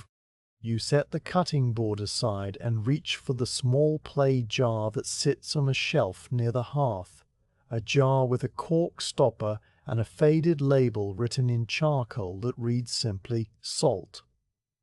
The jar is cool in your hand, its glazed surface smooth and slightly pitted from years of use, and when you pull the cork, it comes free with a soft pop, releasing the clean, sharp scent of coarse grey sea salt, the kind that is brought to the castle by traders who travel from the distant coast. You tilt the jar over the cauldron and pour a handful of salt into your palm, the crystals large and irregular, some as big as grains of rice, others finer, like crushed ice, and they glitter faintly in the firelight as you hold them. You sprinkle the salt over the surface of the water with a slow sweeping motion of your hand, the crystals falling in a thin, even rain that patters softly against the liquid and then sinks, dissolving almost instantly into the warming broth, leaving behind only a faint shimmer where they entered. The salt will draw out the flavors of the vegetables and herbs, coaxing them into the water, transforming the simple mixture into something more than the sum of its parts. Next to the salt jar, on the same low shelf, sits a larger clay pot with a heavy lid, and inside this pot are the dried peas, small hard spheres of pale green and yellow that have been stored since the autumn harvest, their moisture removed by the sun and the air so that they will keep through the winter months. You lift the lid, which is heavy and makes a soft scraping sound as it comes free, and you peer inside, the peas filling the pot nearly to the brim, their surfaces smooth and slightly wrinkled, their color a muted pastel that seems gentle and calm. You take a wooden scoop from the pot and dip it into the peas, lifting out a generous measure, and you pour these peas into your cupped hand, feeling their cool, hard weight and the way they roll against one another with a faint clicking sound, like tiny pebbles on a riverbank.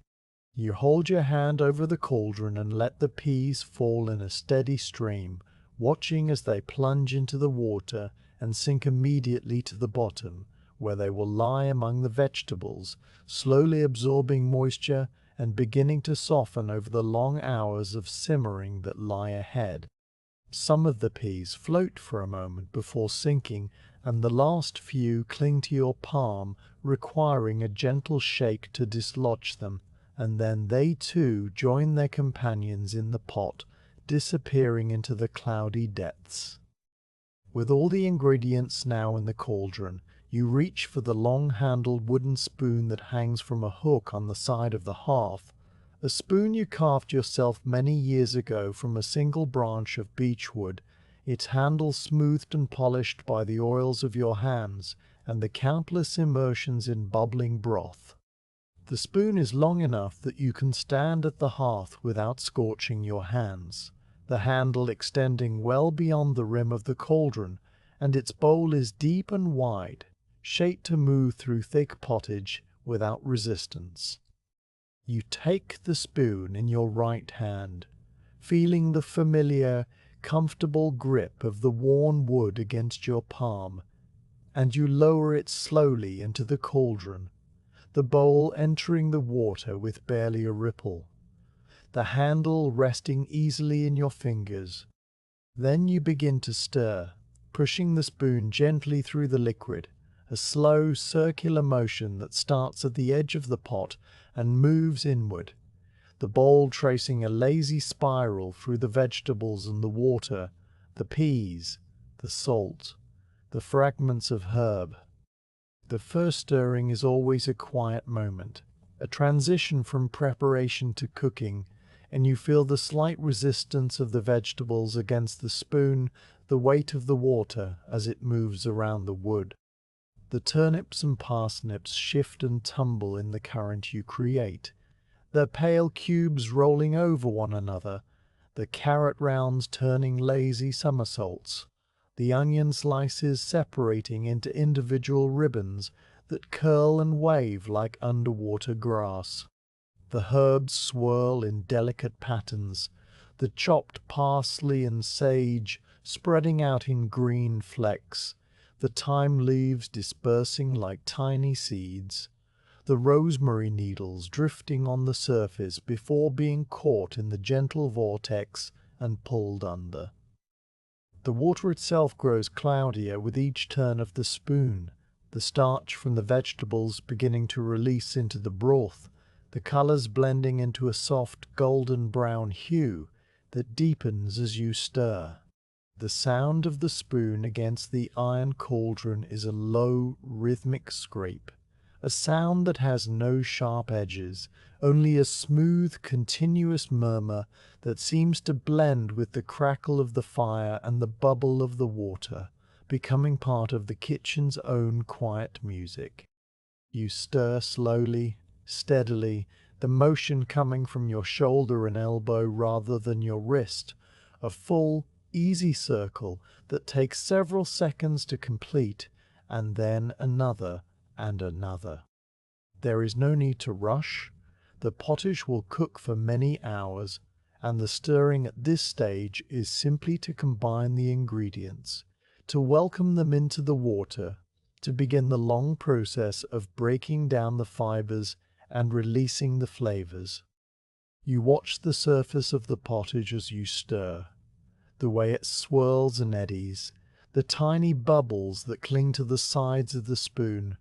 the occasional pea that rises from the depths and then sinks again, the steady, gentle motion that seems almost hypnotic in its regularity. Your mind grows quiet as you stir, the rhythm of the spoon becoming a kind of meditation,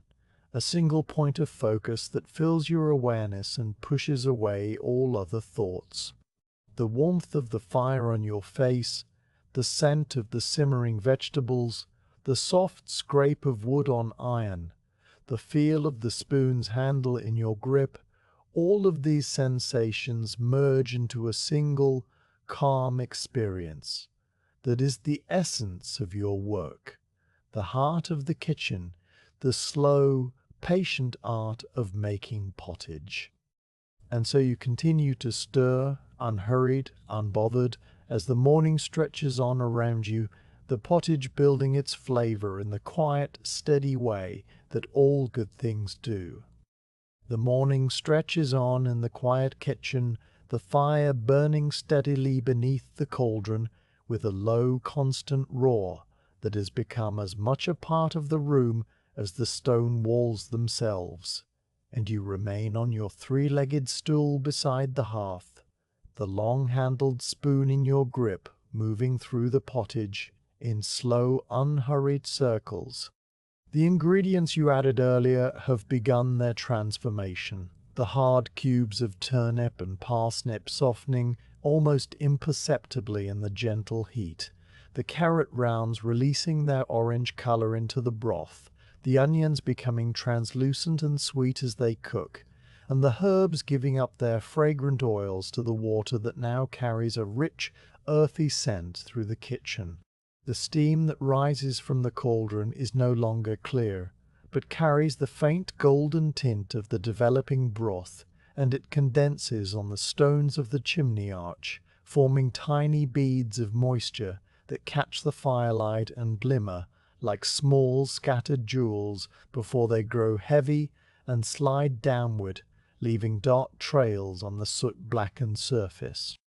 You have been stirring for some time now, your arm moving with a steady, automatic rhythm that requires no thought, the wooden spoon tracing its endless spiral through the thickening liquid,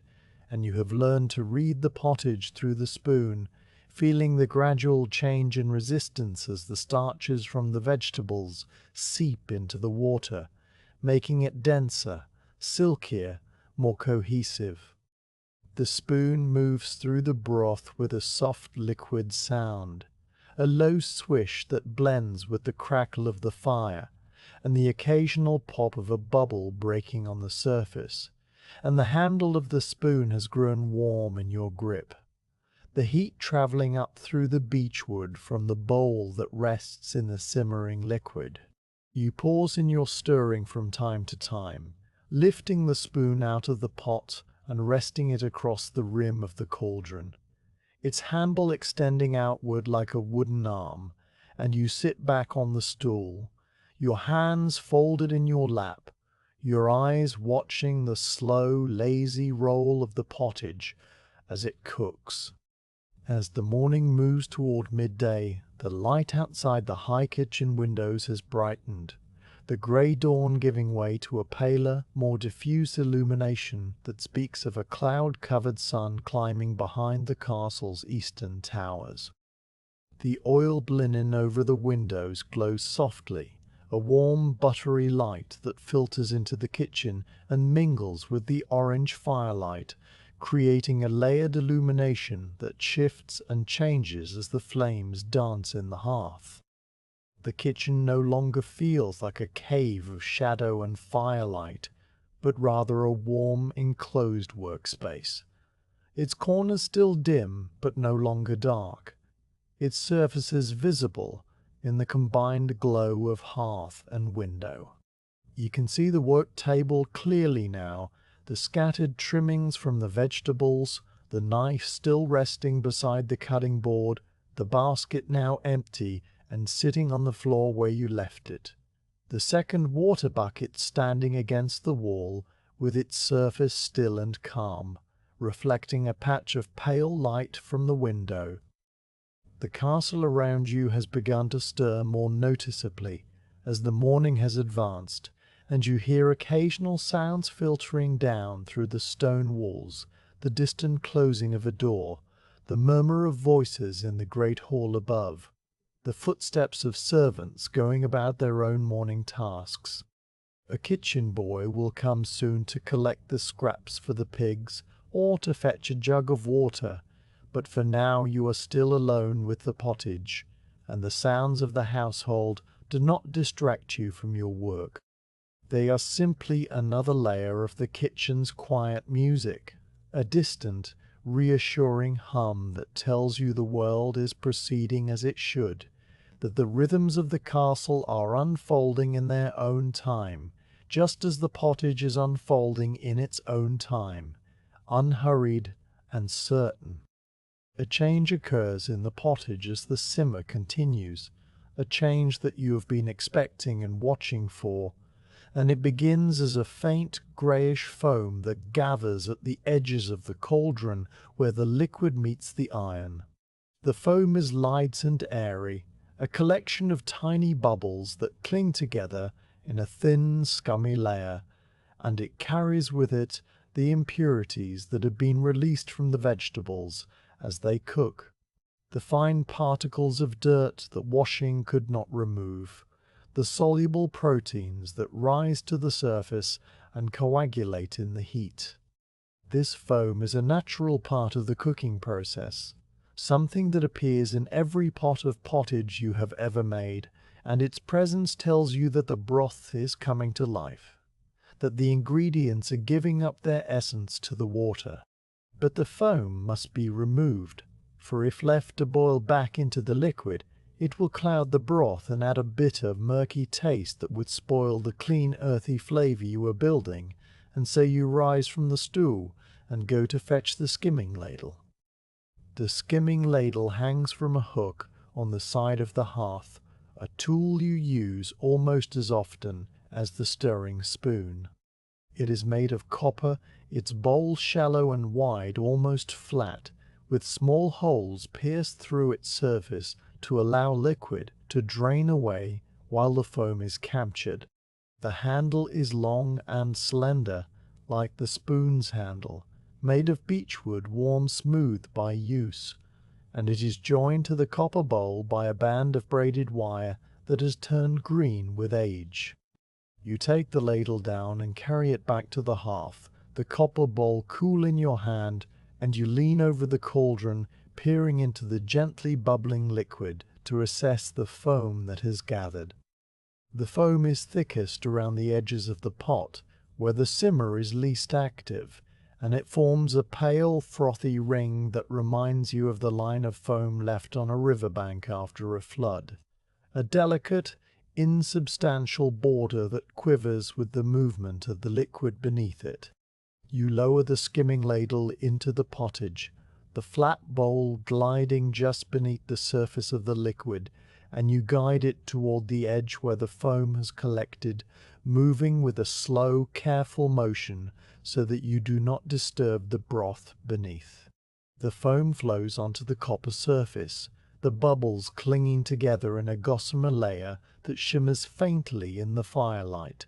and the liquid drains away through the small holes, falling back into the cauldron in tiny streams that make a soft pattering sound. You lift the ladle, tilting it slightly so that the captured foam does not slide off, and you carry it away from the hearth to the slop bucket that stands near the outer door, a wooden pail with a lid that contains the kitchen waste until it can be taken to the midden heap. You scrape the foam from the ladle with a small wooden spatula, the greyish mass falling into the bucket with a soft, wet sound, and then you return to the hearth to repeat the process. The skimming requires patience, for the foam is not removed all at once, but rather in small, successive passes that gradually clear the surface of the pottage. You work your way around the cauldron in slow, deliberate circuits, the ladle dipping and lifting, the foam collecting and then being deposited in the slop bucket, and with each pass the surface of the broth grows clearer, the golden brown liquid becoming more transparent, revealing the vegetables that turn slowly beneath the surface.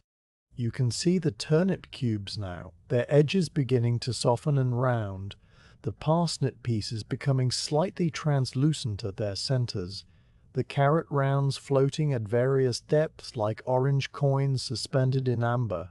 the onion slices having melted into the broth almost entirely, leaving behind only their sweet, savory flavor. The peas have begun to swell, their wrinkled skins smoothing out as they absorb the liquid, and they have risen from the bottom of the pot, drifting upward to join the other vegetables in the slow circular current you maintain with your stirring. As you skim, you also taste the broth, a task that is as important as the skimming itself, for the pottage will need adjustments as it cooks, small additions of salt or water or herbs that will bring it into balance. You take a smaller spoon, a simple wooden tasting spoon that rests in a loop on your apron, and you dip it into the cauldron, scooping up a small amount of the liquid and lifting it to your lips. You blow gently across the surface of the spoon to cool it, the steam dispersing in a soft plume, and then you taste the broth, letting it spread across your tongue, feeling its warmth and its developing flavor. The taste is mild and clean, the sweetness of the carrots and onions coming through first. then the deeper, earthier notes of the turnips and parsnips, and finally the herbal brightness of the sage and thyme and parsley, all held together by the salt you added earlier, which has dissolved completely into the liquid and now serves as a quiet foundation for all the other flavors. The broth is good, but it needs a little more salt, a judgment you make without conscious deliberation, your palate having been trained by years of tasting and adjusting, and so you return to the clay jar on the shelf and take a small pinch of salt between your thumb and forefinger, sprinkling it over the pottage with a light, even motion. You also add a small amount of water from the bucket against the wall, lifting the dipper and pouring it carefully into the cauldron, for the simmer has reduced the liquid slightly, concentrating the flavors but also thickening the broth more than you want at this early stage.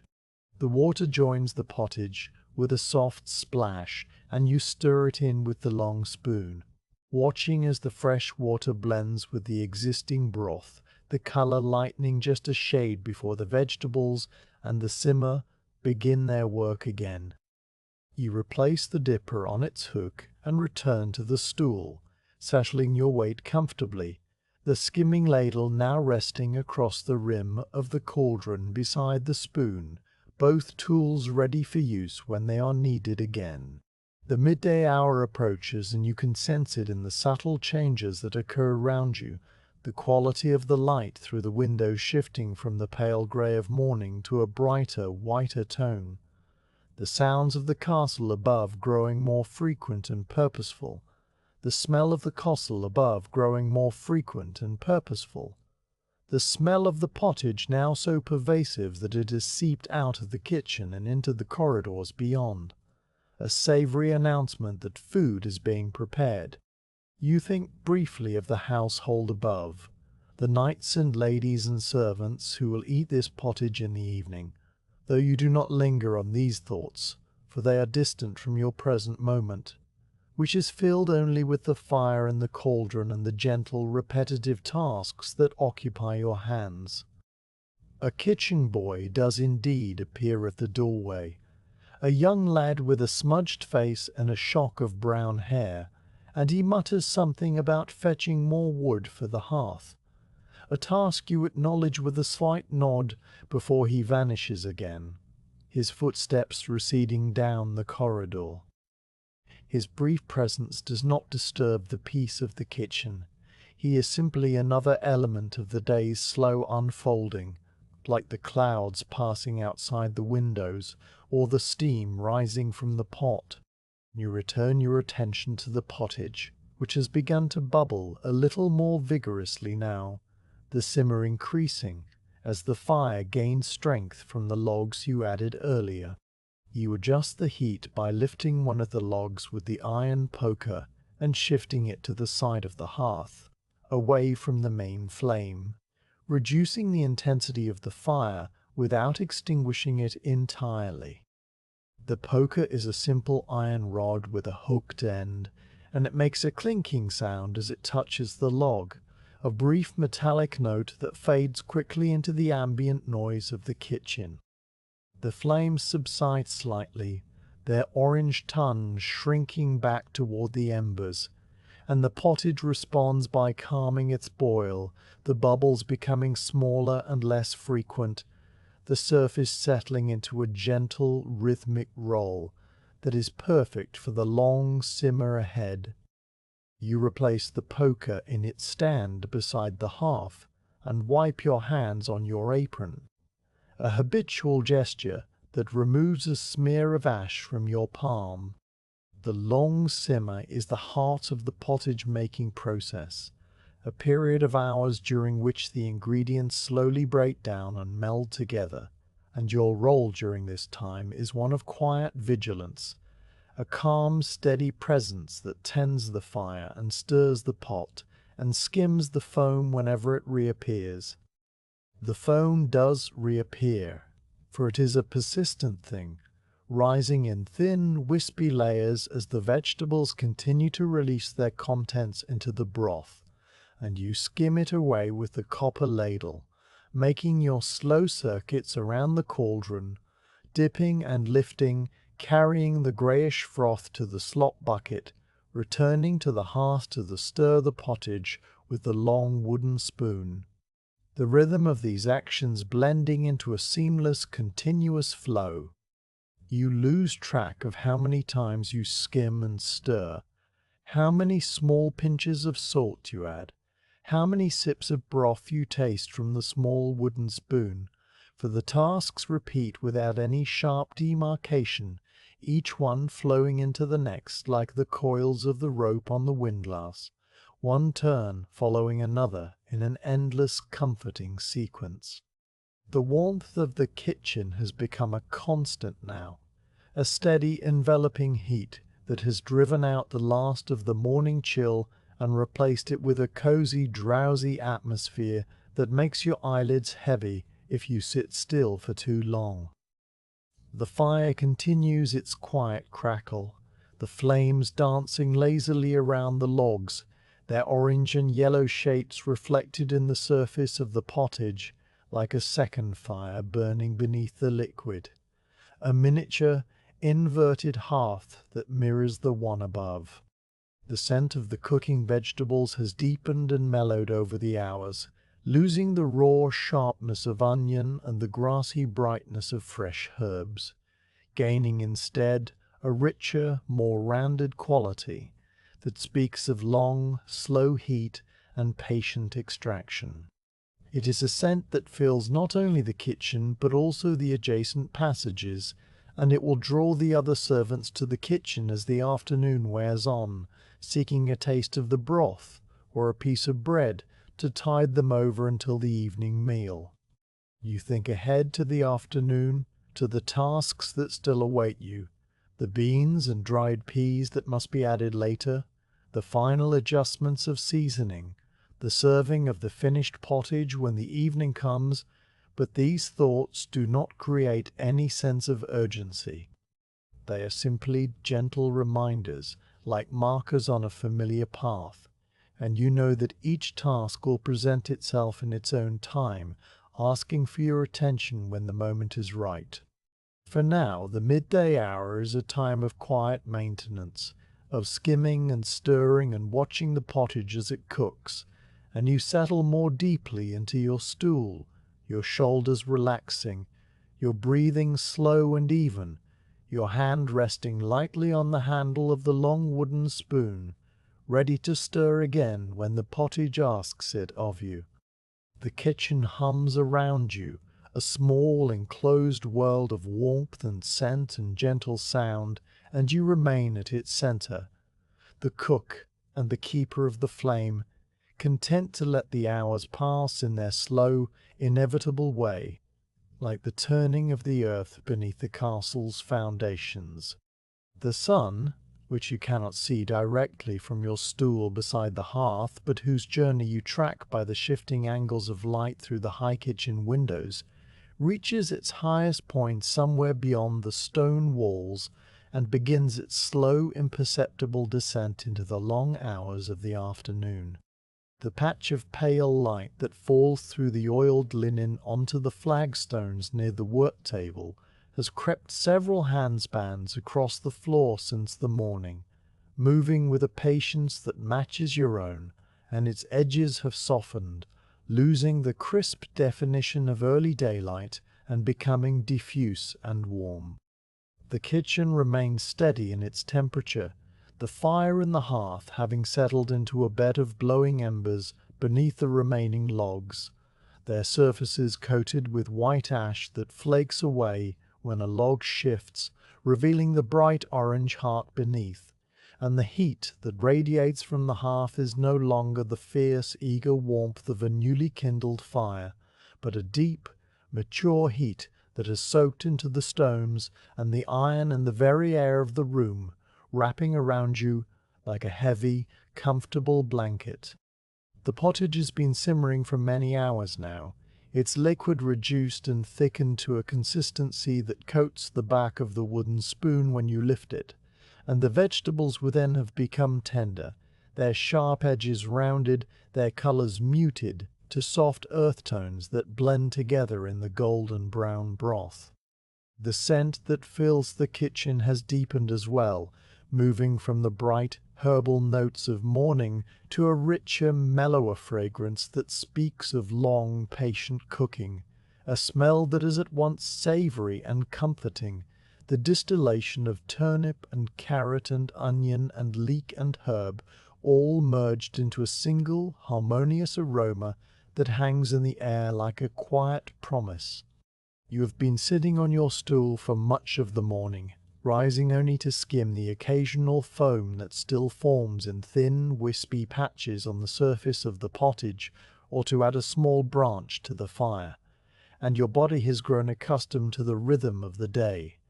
Your muscles relaxed, your breathing slow and even, your mind drifting in a calm, unfocused state that is not sleep, but not full wakefulness either. The stirring continues, the long spoon moving through the pottage in wide, lazy circles, your arm making the motion with an automatic ease that requires no conscious thought, the beechwood handle sliding back and forth in your grip with a gentle, repetitive motion that has become as natural as breathing. You stir a few times, then pause to rest the spoon across the rim of the cauldron, then stir again a few minutes later, the intervals dictated not by any clock, but by the subtle cues of the pottage itself, the way the bubbles gather at the edges, the way the steam rises in thicker or thinner plumes, the way the surface trembles when the fire shifts beneath it. The afternoon has brought with it a sense of suspended time, a long, quiet stretch of hours in which nothing much happens and nothing much needs to happen, and you accept this stillness without resistance, letting it wash over you in slow, gentle waves. At some point, you become aware of a soft sound near the kitchen doorway, a sound that is different from the crackle of the fire or the bubble of the pottage. A faint, tentative padding of small feet on the stone floor, and you turn your head to see a familiar shape emerge from the shadow of the corridor. It is the cat from the stables, a creature of indeterminate age and mottled grey fur, its coat marked with darker stripes that ripple across its flanks like the grain in a piece of old wood. Its eyes a pale, watery green that catch the firelight and glow, faintly, as it pauses on the threshold, surveying the kitchen with a calm, unhurried gaze. This cat has visited the kitchen many times before, drawn by the warmth of the hearth and the possibility of a stray morsel of meat or a saucer of milk, and you know it well enough that its presence does not startle you, only adds a small pleasant note of company to the otherwise solitary afternoon. The cat blinks slowly, a gesture that seems to convey both recognition and approval, and then it pads across the flagstones with a silent, fluid gait, its paws making no sound on the worn stone, its tail held high and slightly curled at the tip like a question mark. It circles once near the hearth, its whiskers twitching as it samples the warm air, and then it settles itself on the flagstones a comfortable distance from the fire, not so close that the heat becomes uncomfortable, but near enough to feel its gentle radiance, curling its body into a compact rounded shape, with its tail wrapped around its paws and its chin resting on its forelegs. The picture of feline contentment.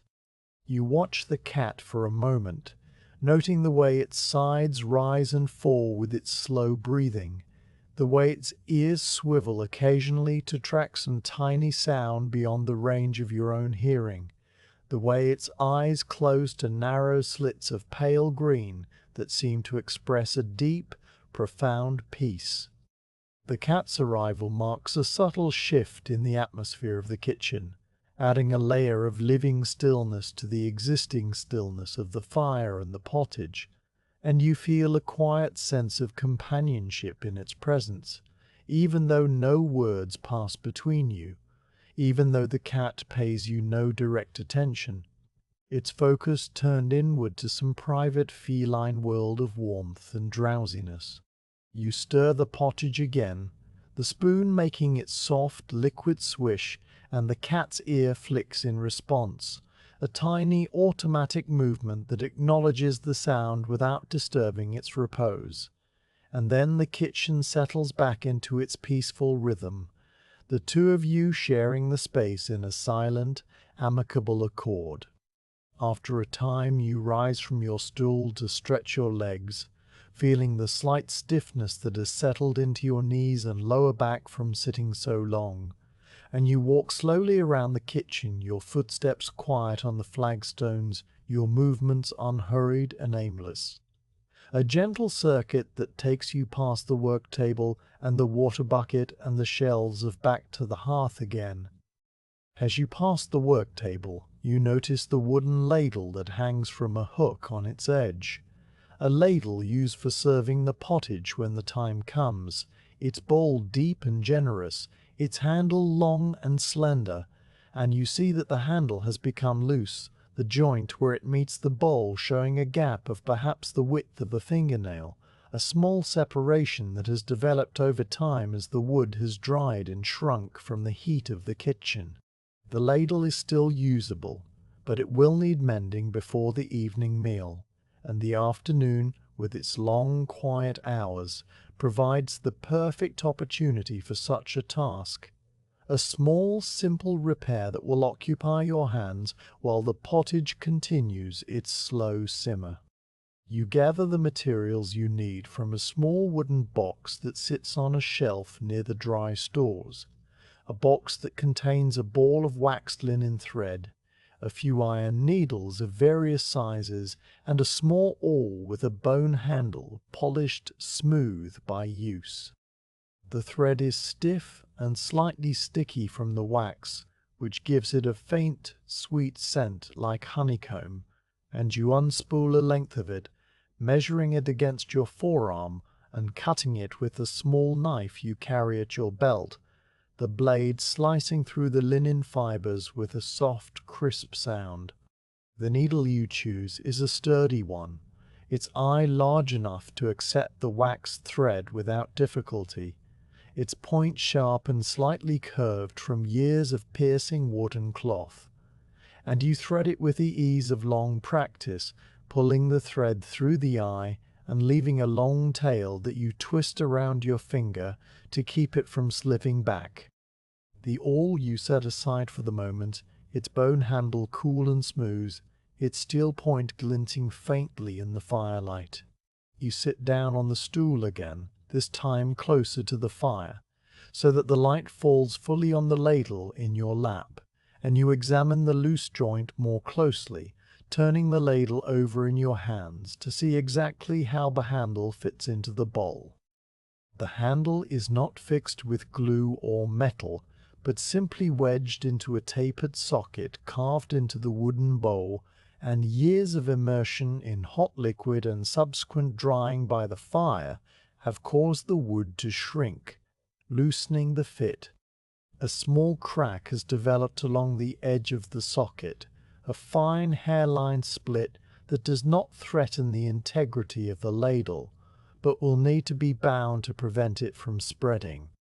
You take the awl and use its point to clean out the gap, scraping away any accumulated debris and roughing the surface of the wood slightly, so that the binding will hold better, and the tiny curls of old wood that emerge from the crack fall onto your apron like fine, pale dust, which you brush away with a sweep of your hand. Next you begin the binding, wrapping the waxed linen thread around the handle just above the bowl, pulling it tight with each turn so that the thread bites into the wood and draws the split edges together. You work slowly and carefully, your fingers moving in a practiced rhythm, the needle passing through the gap between handle and bowl and then around the back, the thread crossing over itself in a neat diagonal pattern that resembles the weave of a small basket, each wrapped snug against the one before it. The wax thread makes a faint, creaking sound as you pull it tight, a sound that is almost musical in the quiet kitchen, and the firelight gleams on the wax, making the binding look like a line of tiny golden stitches against the dark wood. You pause occasionally to test the tightness of the handle, gripping the bowl in one hand and the handle in the other, and giving a gentle twist. And each time the handle feels firmer, the looseness diminishing, until at last there is no movement at all, only a solid, secure union that will hold through many more months of use. You tie off the thread with a small tight knot, trimming the excess with your belt knife, and then you set the ladle aside on the work table, ready for the evening, its handle now wrapped in a neat collar of waxed linen that testifies to the care you give your tools. The mending has occupied only a small portion of the afternoon, perhaps 20 minutes or half an hour, though you do not measure time in such precise units,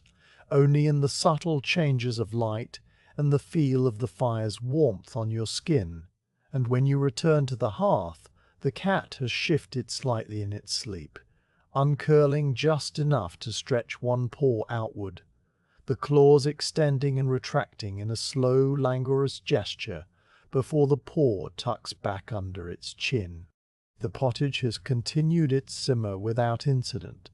the surface now so calm that it barely moves, the bubbles rising only occasionally and breaking with a soft, plaintive sound that seems to come from a great distance. You dip the tasting spoon into the broth and lift a small amount to your lips, blowing across it gently to cool it, and the taste is deep and round, the flavor so thoroughly blended that you can no longer pick out the individual notes of carrot or onion or thyme, only a single unified savor that speaks of the long hours of cooking, the patient melding of ingredients that has taken place in the warm darkness of the cauldron. You add a small amount of water from the bucket to thin the pottage slightly, for it is reduced more than you intended, the liquid level having dropped by the width of 2 fingers since the morning, and you stir the fresh water in with the long spoon, watching as it swirls through the thicker broth, the colors lightening briefly before the whole mixture settles back into its steady, golden brown hue. The fire needs attention as well, for the embers have burned low, and you select a medium-sized log from the stack beside the hearth, a piece of birch with silvery bark that peels away in thin, papery curls, and you lay it gently on the ember bed, positioning it so that the air can flow around it and feed the flames that will soon appear. For a moment nothing happens, and then a small blue flame licks at the base of the log, growing into a yellow tongue that wraps around the bark and begins its slow consumption, the fire reviving itself with a soft, eager crackle that fills the kitchen with renewed warmth. You take up a damp cloth from the water bucket, wringing it out so that it is moist but not dripping, and you walk to the work table to wipe down its surface, a small act of tidiness that occupies your hands while the fire re-establishes itself. The cloth moves over the scrubbed wood in slow, sweeping arcs, picking up the fine dust of flour and the faint residue of vegetable juice that has dried in invisible patches, and you turn the cloth occasionally to use a clean section, the water in the bucket growing slightly cloudy as you rinse it. The work table gleams in the firelight when you finish, its surface smooth and clean,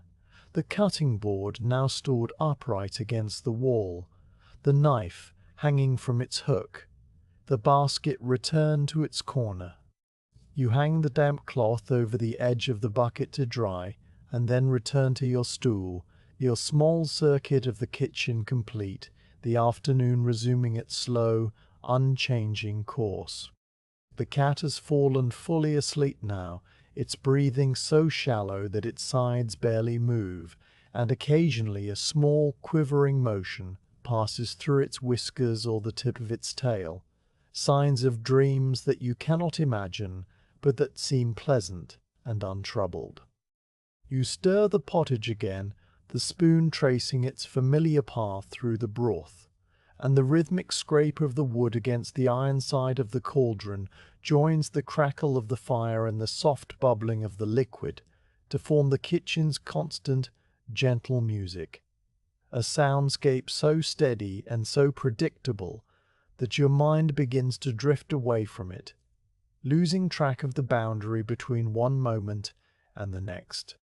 The light through the window shifts gradually, the patch in the floor moving a little further, its color warming from white to a pale gold as the sun dips lower behind the clouds, and you watch this movement without really watching, your eyes half closed, your hand resting on the spoon handle, your thoughts dissolving into a calm, formless stream that carries no concerns, no memories, only the quiet awareness of the present moment. In this way the afternoon passes, a long, slow river of time that flows without rapids or falls, a gentle, meandering current that carries you along with it, and you lose all sense of the hour, unable to say whether it is early or late, whether the sun is still high or already beginning to touch the tops of the western towers. The pottage bubbles softly, the fire murmurs, the cat sleeps on, and you stir and stir, the motion as constant as the tide, as steady as the rotation of the sky beyond the stone walls, and the kitchen holds you in its warm embrace, a small, peaceful world unto itself, suspended in the golden light of a long, quiet afternoon. The afternoon has begun its gentle tilt toward evening, though the light through the high kitchen windows remains soft and golden, a warm glow that seems to have settled into the room as deeply as the scent of the simmering pottage, and you become aware that the time has come to add the final substantial ingredients to the cauldron, the beans and dried peas that have been soaking in a crock of cold water since the night before, their hard, wrinkled skins gradually softening as they absorbed moisture in the darkness of the storeroom. You rise from your stool, your body moving with the slow, deliberate ease of someone who has spent many hours in quiet stillness,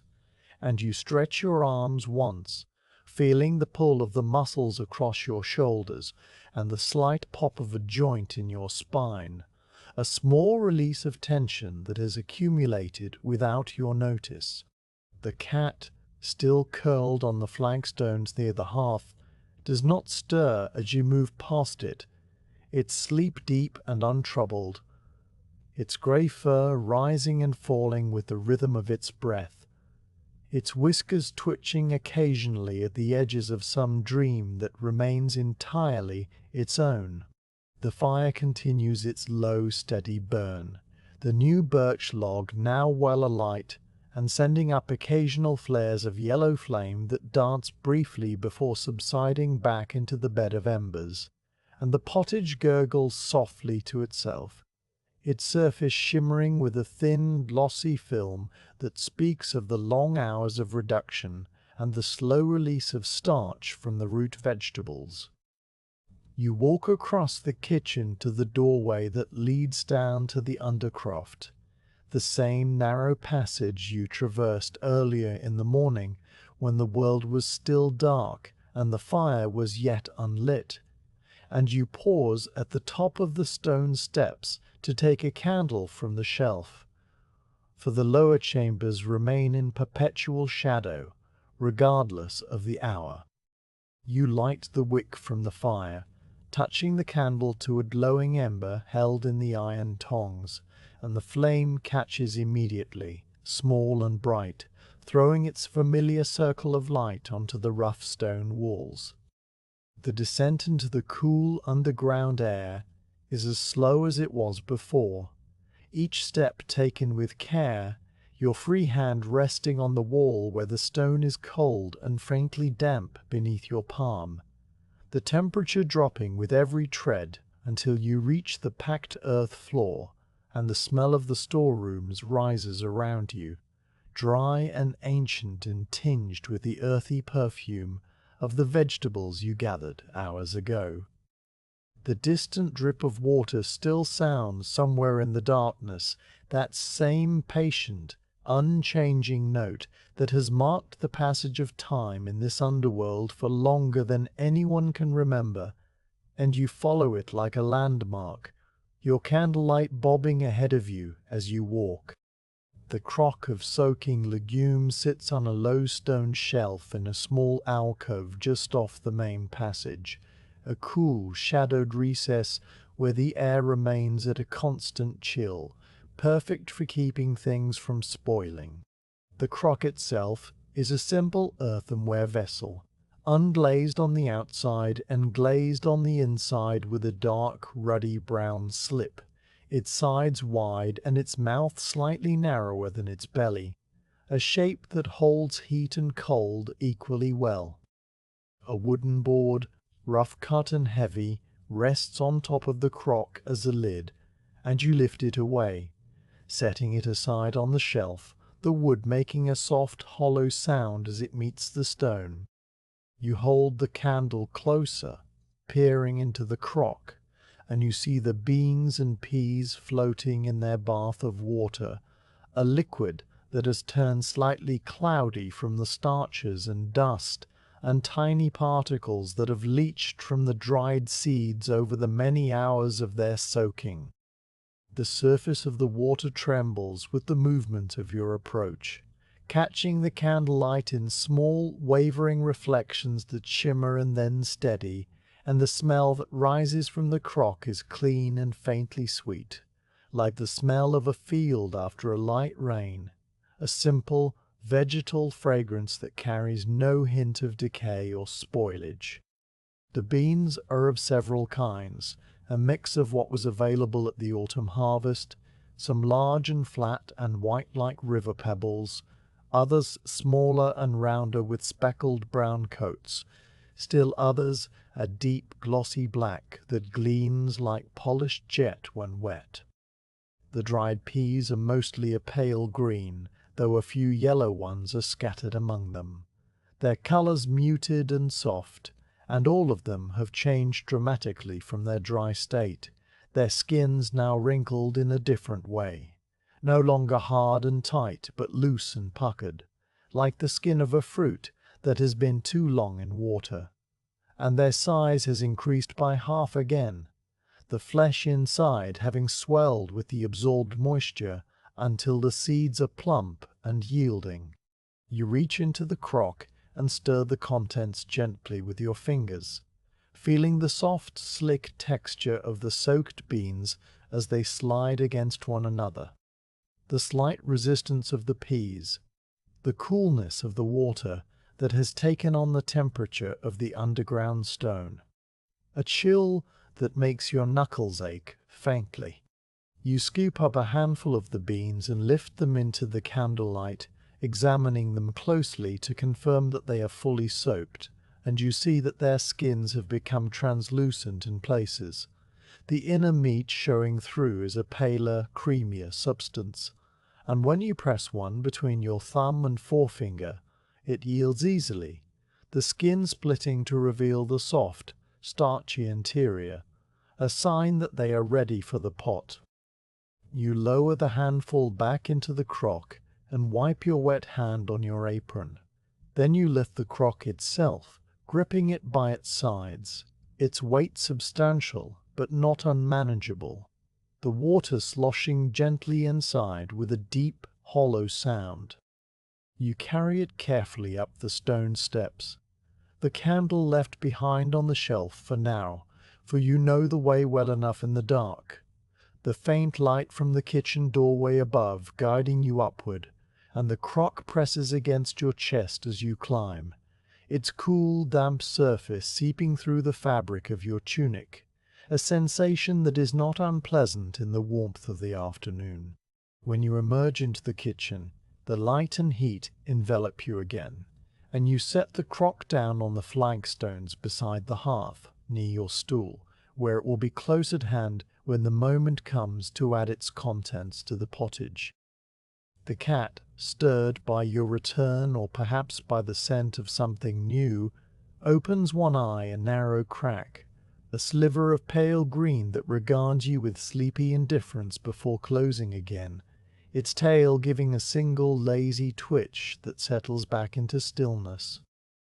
Now you need to drain the soaking water from the beans and peas, for that water has done its work and carries with it the faint bitterness of the dried skins and any dust that clung to them, and you do not want to introduce that flavor into the carefully built broth.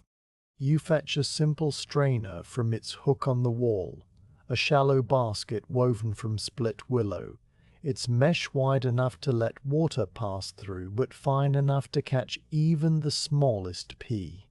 You set the strainer over the slop bucket, the same bucket that has received the foam from your skimming, and then you lift the crock again, tilting it slowly so that the water pours out in a controlled stream, splashing softly into the bucket below.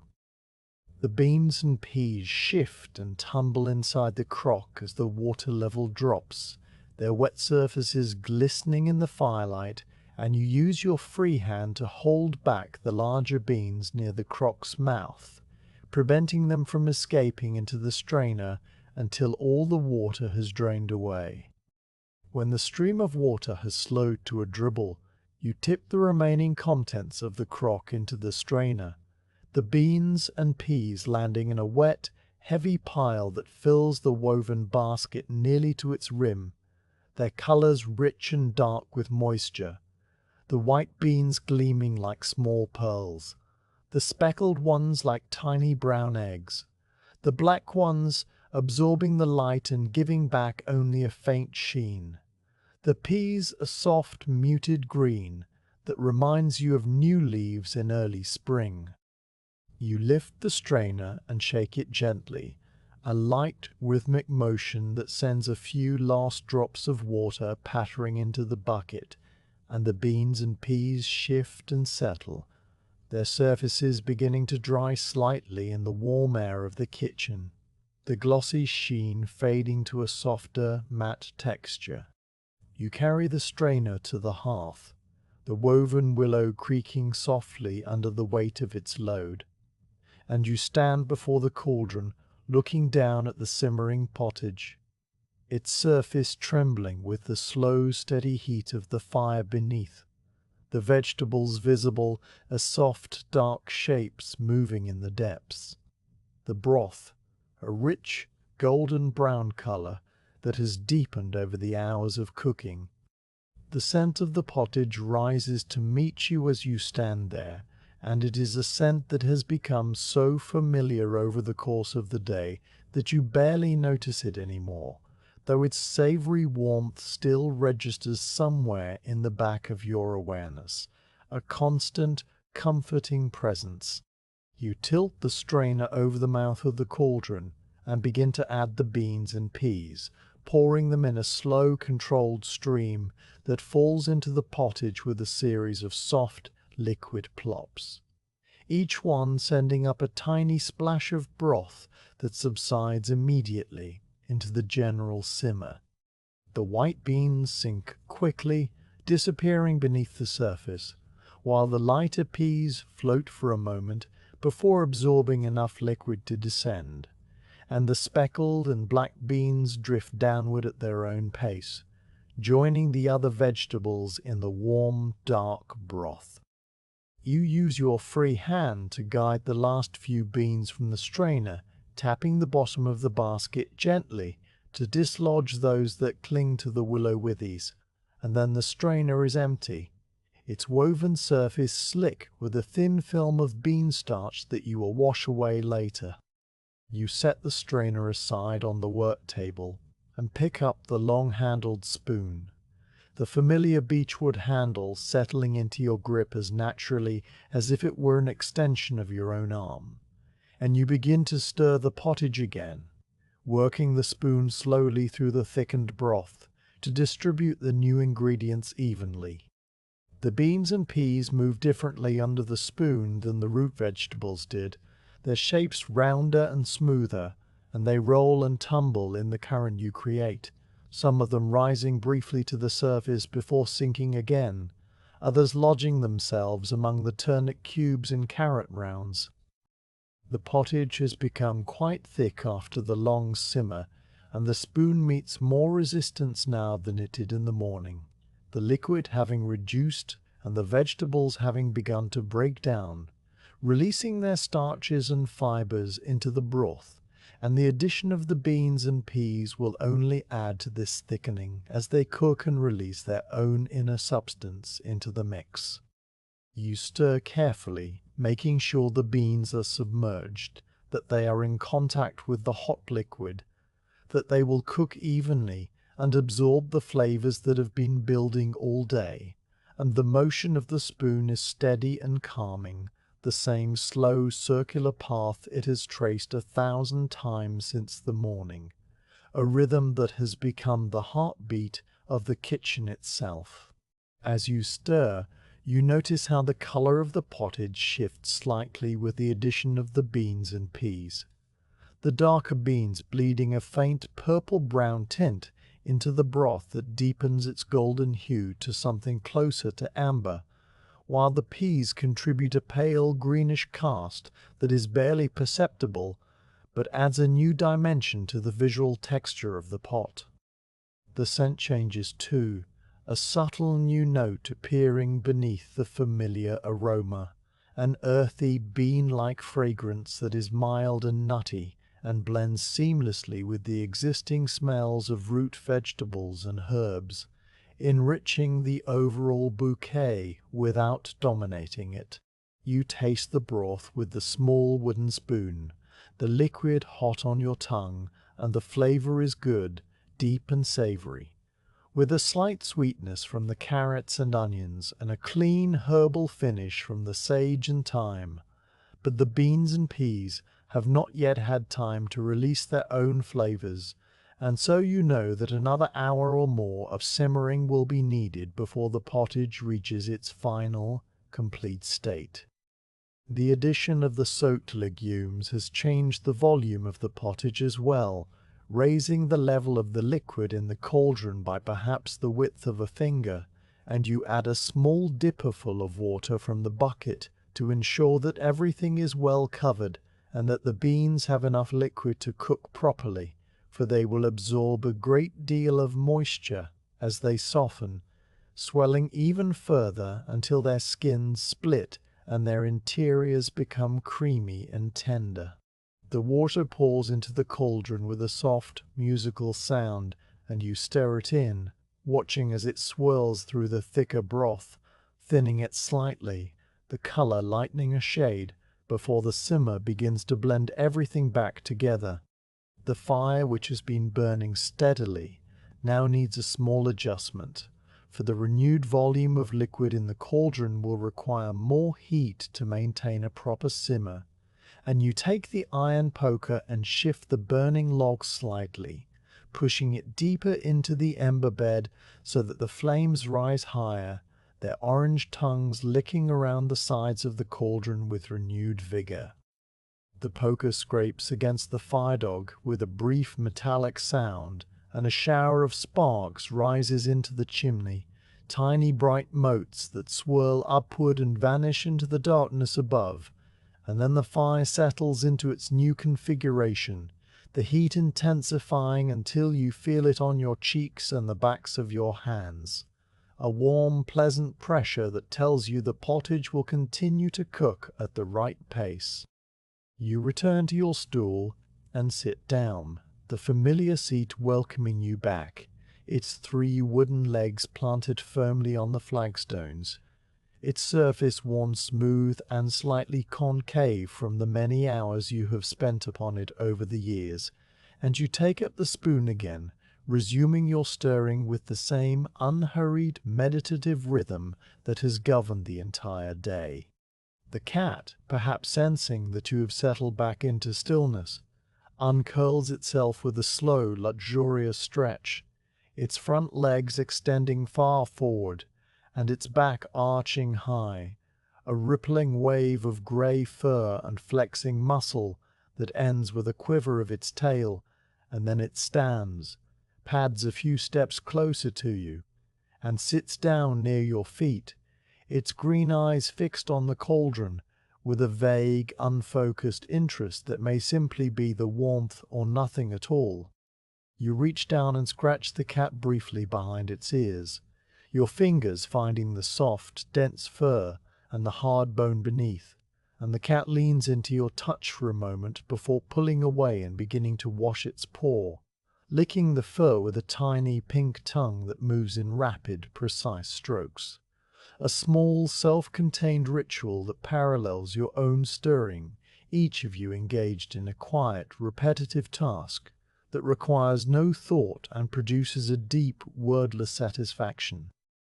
The afternoon light continues its slow migration across the flagstones, the patch of gold from the window now stretched long and thin, reaching almost to the base of the work table, and the quality of the light has become softer, more amber, the kind of light that comes only in the late hours of the day when the sun has begun its final descent toward the horizon beyond the castle walls. The kitchen, which has been warm all day, now feels almost drowsy, the air thick with heat and the scent of cooking food and the faint, sweet smell of the waxed thread you used to mend the ladle, which still lies on the work table where you left it. It's binding a neat, tidy collar of linen that will serve well tonight. You think briefly of the evening ahead, of the ladling of the finished pottage into wooden bowls, of the serving to the household, of the final quiet moments when the kitchen will be cleaned and the fire banked. But these thoughts are distant and without urgency, like the memory of a dream that fades even as you try to recall it, and you let them pass through your mind without holding on to them, your attention remaining here, now, on the spoon in your hand, and the cottage, in the cat washing its paw beside you. The beans and peas have begun to soften in the heat, and you can feel the change through the spoon, the way the legumes yield slightly when the wooden bowl presses against them, their skins splitting and their interiors dissolving into the broth, adding their creamy, starchy substance to the liquid and making it even richer and smoother than before. A few of the beans have risen to the surface, their split skins curling back like tiny petals, revealing the pale, cooked interior beneath, and you push them back down into the liquid with the spoon, submerging them so that they will continue to cook evenly, their flavor seeping out into the surrounding broth. The peas have become tender too, their green color fading to a softer, more muted tone, and they have begun to lose their individual shapes, some of them disintegrating entirely into the pottage, thickening it further and adding a subtle, earthy sweetness that rounds out the sharper notes of the onion and herbs. The pottage is now very close to its finished state, a hearty, nourishing blend of all the ingredients you have gathered and prepared since before dawn, and you taste it once more, nodding to yourself in quiet satisfaction. The flavor rich and balanced, the texture thick and smooth, the warmth spreading from your mouth down into your chest. You stir a while longer, your arm moving in its endless calming circles, and you let the pottage continue its gentle simmer, the bubbles rising and breaking, the steam curling upward in soft, translucent plumes, the fire murmuring its low, constant song. And the afternoon slowly, imperceptibly, begins its transition into the early hours of evening, the light through the window shifting from gold to a deeper, mellower amber, the shadows in the corners of the cat finishing its wash and settle the cat bald grey fur. It's dryskesiester on the wood. The kitchen is peaceful, timeless, a world unto itself, and you sit at its center, the spoon in your hand, the pottage cooking, the day unwinding in its quiet, inevitable way. The light through the high kitchen windows has faded from amber to a soft, dusky grey. The kind of light that comes when the sun has slipped below the castle walls and the sky still holds a faint memory of its passing. A pale wash of lavender and rose that lingers along the horizon and then fades into the deeper blue of the coming night. The kitchen, which has been bright with firelight and window glow all through the long afternoon, now feels more enclosed, its corners darker, its shadows longer, the flames in the hearth becoming the primary source of illumination once again, painting the stone walls with undulating patterns of orange and gold that dance and flicker in a slow, silent rhythm. The pottage has finished its cooking, the last of the beans and peas having softened to a perfect tenderness, their skins splitting to reveal the creamy, pale interiors, and the broth has thickened to a rich, velvety consistency that coats the wooden spoon in a smooth, even layer when you lift it from the cauldron. The scent of the finished meal fills the kitchen completely, a deep, savory aroma that carries the essence of all the ingredients you have tended since before dawn, the turnips and parsnips and carrots and onions and leeks and herbs and legumes, all merged into a single harmonious fragrance that speaks of nourishment and warmth and the quiet satisfaction of a task completed. You rise from your stool for the final time this evening, your body moving with the slow, heavy ease of someone who has spent the entire day in quiet, steady labor, and you stretch your arms once more, feeling the pleasant ache in your shoulders and the stiffness in your lower back that comes from long hours of sitting and stirring. The cat, which has remained near the hearth for most of the afternoon, now stirs as well, lifting its head and blinking its pale green eyes, perhaps sensing that the rhythm of the kitchen is about to change, that the long, quiet simmer has given way to the brief activity of serving and cleaning that will mark the end of the day.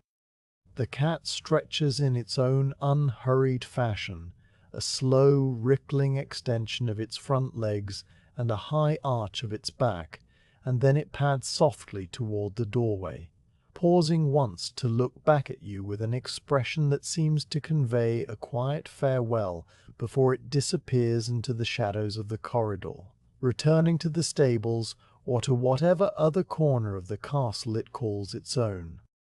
You turn your attention to the cauldron, the great iron pot that has been your companion through all the hours of this day, and you take up the long-handled ladle that you mended earlier in the afternoon,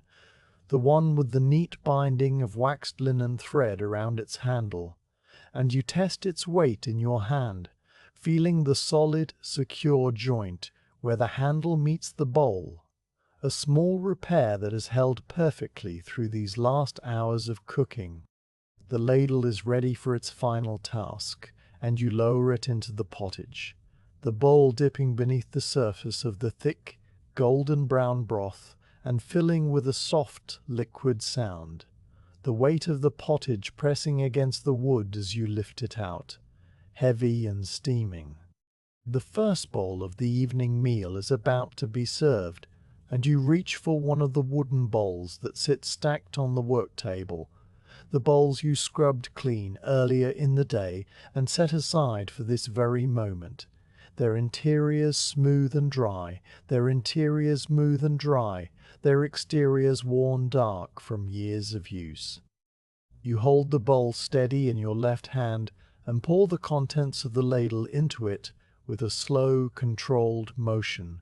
the pottage flowing in a thick, even stream that settles into the bowl with a gentle, plopping sound,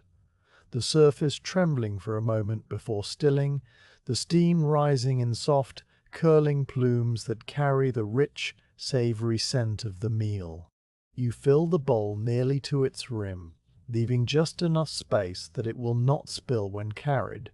and you set it aside on the work table, ready for the kitchen boy who will come to fetch it.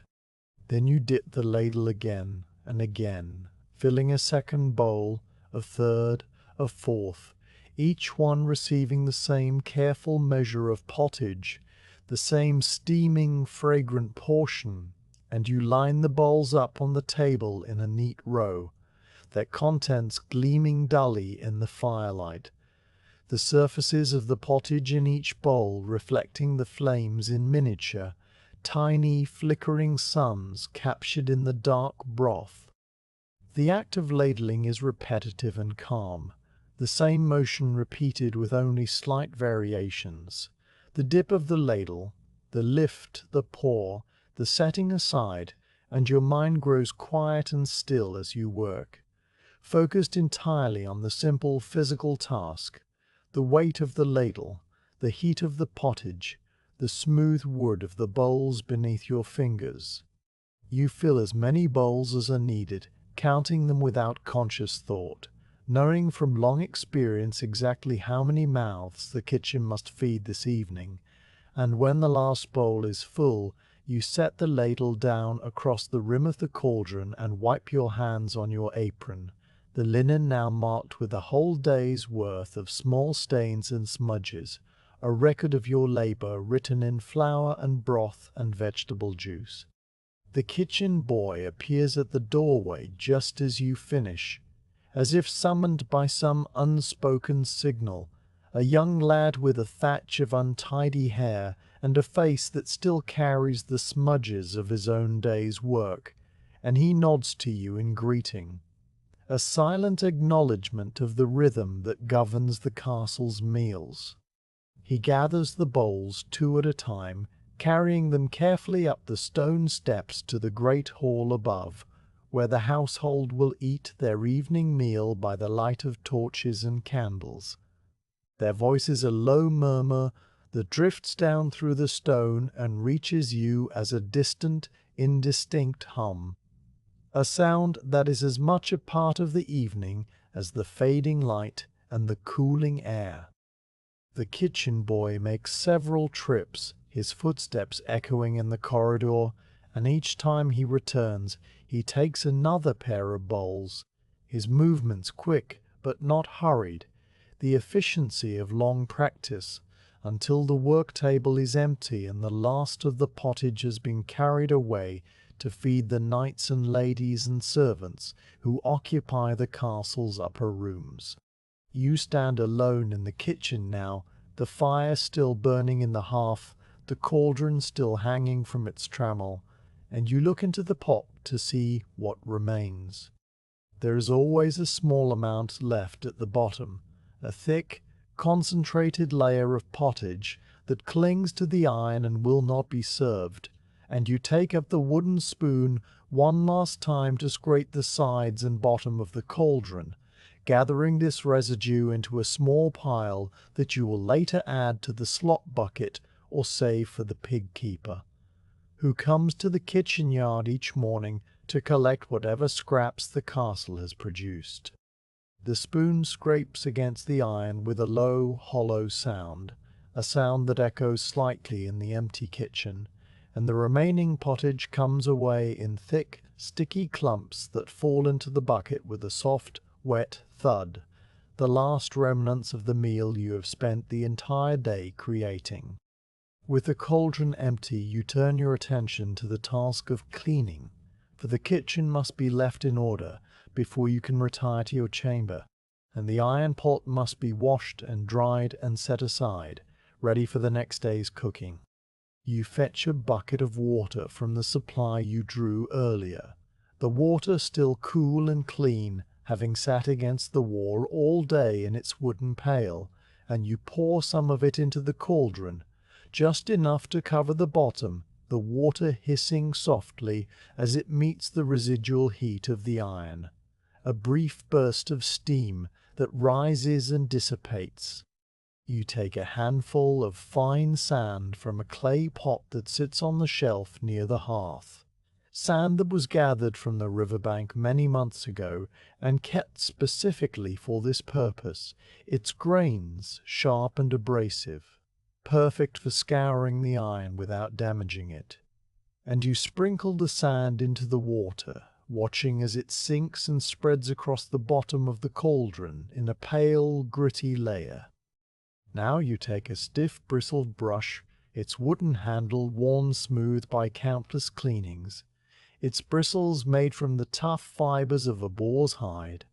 and you begin to scrub the interior of the cauldron, working the brush in small circular motions that grind the sand against the iron, scouring away the clinging bits of pottage and the thin film of starch that is baked onto the metal over the long hours of simmering. The brush makes a rhythmic scratching sound as it moves, a sound that is both rough and soothing, and the water in the cauldron gradually turns cloudy and brown as the sand and the pottage residue mix together into a thin, gritty slurry. You scrub every surface of the cauldron's interior, reaching down into the curved bottom and up along the sloping sides, your arm working with a steady, methodical patience. And when you are satisfied that the iron is clean, you pour the dirty water into the slop bucket, the sand and pottage residue swirling together and then settling, and you rinse the cauldron with a fresh dipperful of clean water, sloshing it around the interior and then pouring that out as well. The iron now gleaming dully in the fire, you unhook the cauldron from the trammel, lifting it with both hands, its weight substantial but manageable now that it is empty, and you carry it to the far side of the kitchen, where a low wooden stand waits against the wall. You set the cauldron down on the stand, its 3 stubby legs fitting into the worn depressions in the wood, and you step back to ensure it is stable, the iron pot now resting in its proper place, its task complete, its interior open to the air, so that it will dry completely overnight. The trammel hangs empty above the hearth now, its hook swaying slightly with the disturbance, a gentle pendulous motion that gradually steadies and then stops, and the fire beneath it continues to burn, though it has been left unattended for the past while, and has begun to burn low, the logs reduced to a thick bed of glowing embers that pulse with a deep orange light. The cleaning is not yet finished, for the work table must be wiped down, the utensils washed, the slop bucket carried out to the midden heap, and you move through these final tasks with the same slow, deliberate care that has marked all your actions throughout the day, your body tired but not exhausted, your mind calm and clear, focused on the simple, immediate requirements of each small chore. You take the damp cloth from where it hangs on the edge of the water bucket, and you wipe the work table in long, sweeping strokes, removing the last traces of flour and vegetable matter, the wood becoming clean and smooth beneath your hand, its surface gleaming faintly in the firelight. You wash the ladle and the stirring spoon and the tasting spoon and the skimming ladle, dipping each one into the bucket of clean water and scrubbing it with a brush, then drying it with a scrap of linen cloth that you keep for this purpose, and you hang each tool back on its proper hook, the ladle with its mended handle, the long spoon with its beechwood shaft, worn dark from years of use, the small tasting spoon that fits into the loop on your apron, the copper skimming ladle with its bearded wire band. They all hang in a neat row along the wall beside the hearth, each one in its accustomed place, ready to be taken down again tomorrow morning when the fire is lit and the water is drawn and the whole cycle begins anew. The slop bucket is nearly full now, its contents a mixture of vegetable trimmings and skimmings and the last scrapings from the cauldron, and you lift it by its rope handle, the weight of it pulling at your arm, and you carry it out through the kitchen door into the yard. The same door you have passed through so many times today. The same cobblestones beneath your feet, now cool and dry under the darkening sky. The air outside is cooler than the kitchen, a fresh, clean coolness that carries the scent of stone and earth and the distant green smell of the herb garden, and the sky above is a deep velvet blue, scattered with the first faint stars that have begun to appear in the east, tiny points of light that shimmer and seem to grow brighter the longer you look at them. You walk across the yard to the midden heap, a low, stone-walled enclosure at the far end of the kitchen garden, and you tip the slop bucket over it, the contents falling onto the pile of kitchen waste with a soft, wet sound, the vegetable peels and foam and scrapings joining the other refuse that will eventually be carted away to fertilize the fields beyond the castle walls. The bucket is lighter now, and you carry it back to the kitchen, your footsteps slow and steady on the cobblestones, the cool air a pleasant change from the warmth of the hearth, though you know you will welcome that warmth again when you return indoors. Back in the kitchen, you set the slop bucket in its corner near the outer door, and then you turn your attention to the fire, the final task of the evening, for the fire must be banked properly so that it will keep a few embers alive through the night, ready to be rekindled in the morning without the need for flint and steel and char cloth. Banking a fire is a skill you have practiced for many years, a simple but delicate balance of fuel and air and ash, and you approach the hearth with the same calm, methodical attention you have given to every other task this day, the iron poker in your hand, its tip glowing faintly from the heat it has absorbed. You use the poker to push the remaining embers together, gathering them into a compact pile in the center of the hearth, their orange surfaces pulsing and shimmering, tiny flames still licking around the edges of the charred logs, the heat washing over your face in soft, warm waves. Then you take the ash shovel, the same shovel you used this morning to clean out the cold hearth, and you scoop up a generous amount of fine, cool ash from the outer edges of the hearth, ash that has accumulated during the day as the logs burn down, soft and grey and as light as feathers. You carry this ash to the ember pile and pour it carefully over the top, covering the glowing coals with a thick, insulating layer that will restrict the flow of air and slow the combustion, keeping the embers alive but dormant, smouldering gently beneath their blanket of ash until the morning comes. You watch the ash pile for a moment, checking for any cracks or thin spots where the orange glow might show through, and you use the flat of the shovel to pat the ash down gently, smoothing it into an even mound that covers the embers completely. A thin wisp of smoke rises from a small gap near the edge, and you cover that gap with another sprinkle of ash, the smoke disappearing, the mounds now still and quiet, only the faintest warmth radiating from its surface to tell you that the fire still lives somewhere beneath. You replace the poker and the shovel in their stands beside the hearth, and you take one last look around the kitchen, the cauldron on its stand, the tools hanging in their row, the work table clean and empty, the water bucket and the slop bucket in their corners, the floor swept free of debris, the fire banked and sleeping. Everything is in order, the kitchen settled and quiet, ready to rest through the night until you return to wake it again in the morning. Now you pick up your tallow candle from the work table, the same candle you lit in your chamber before dawn, now burned down to a stub no taller than your thumb,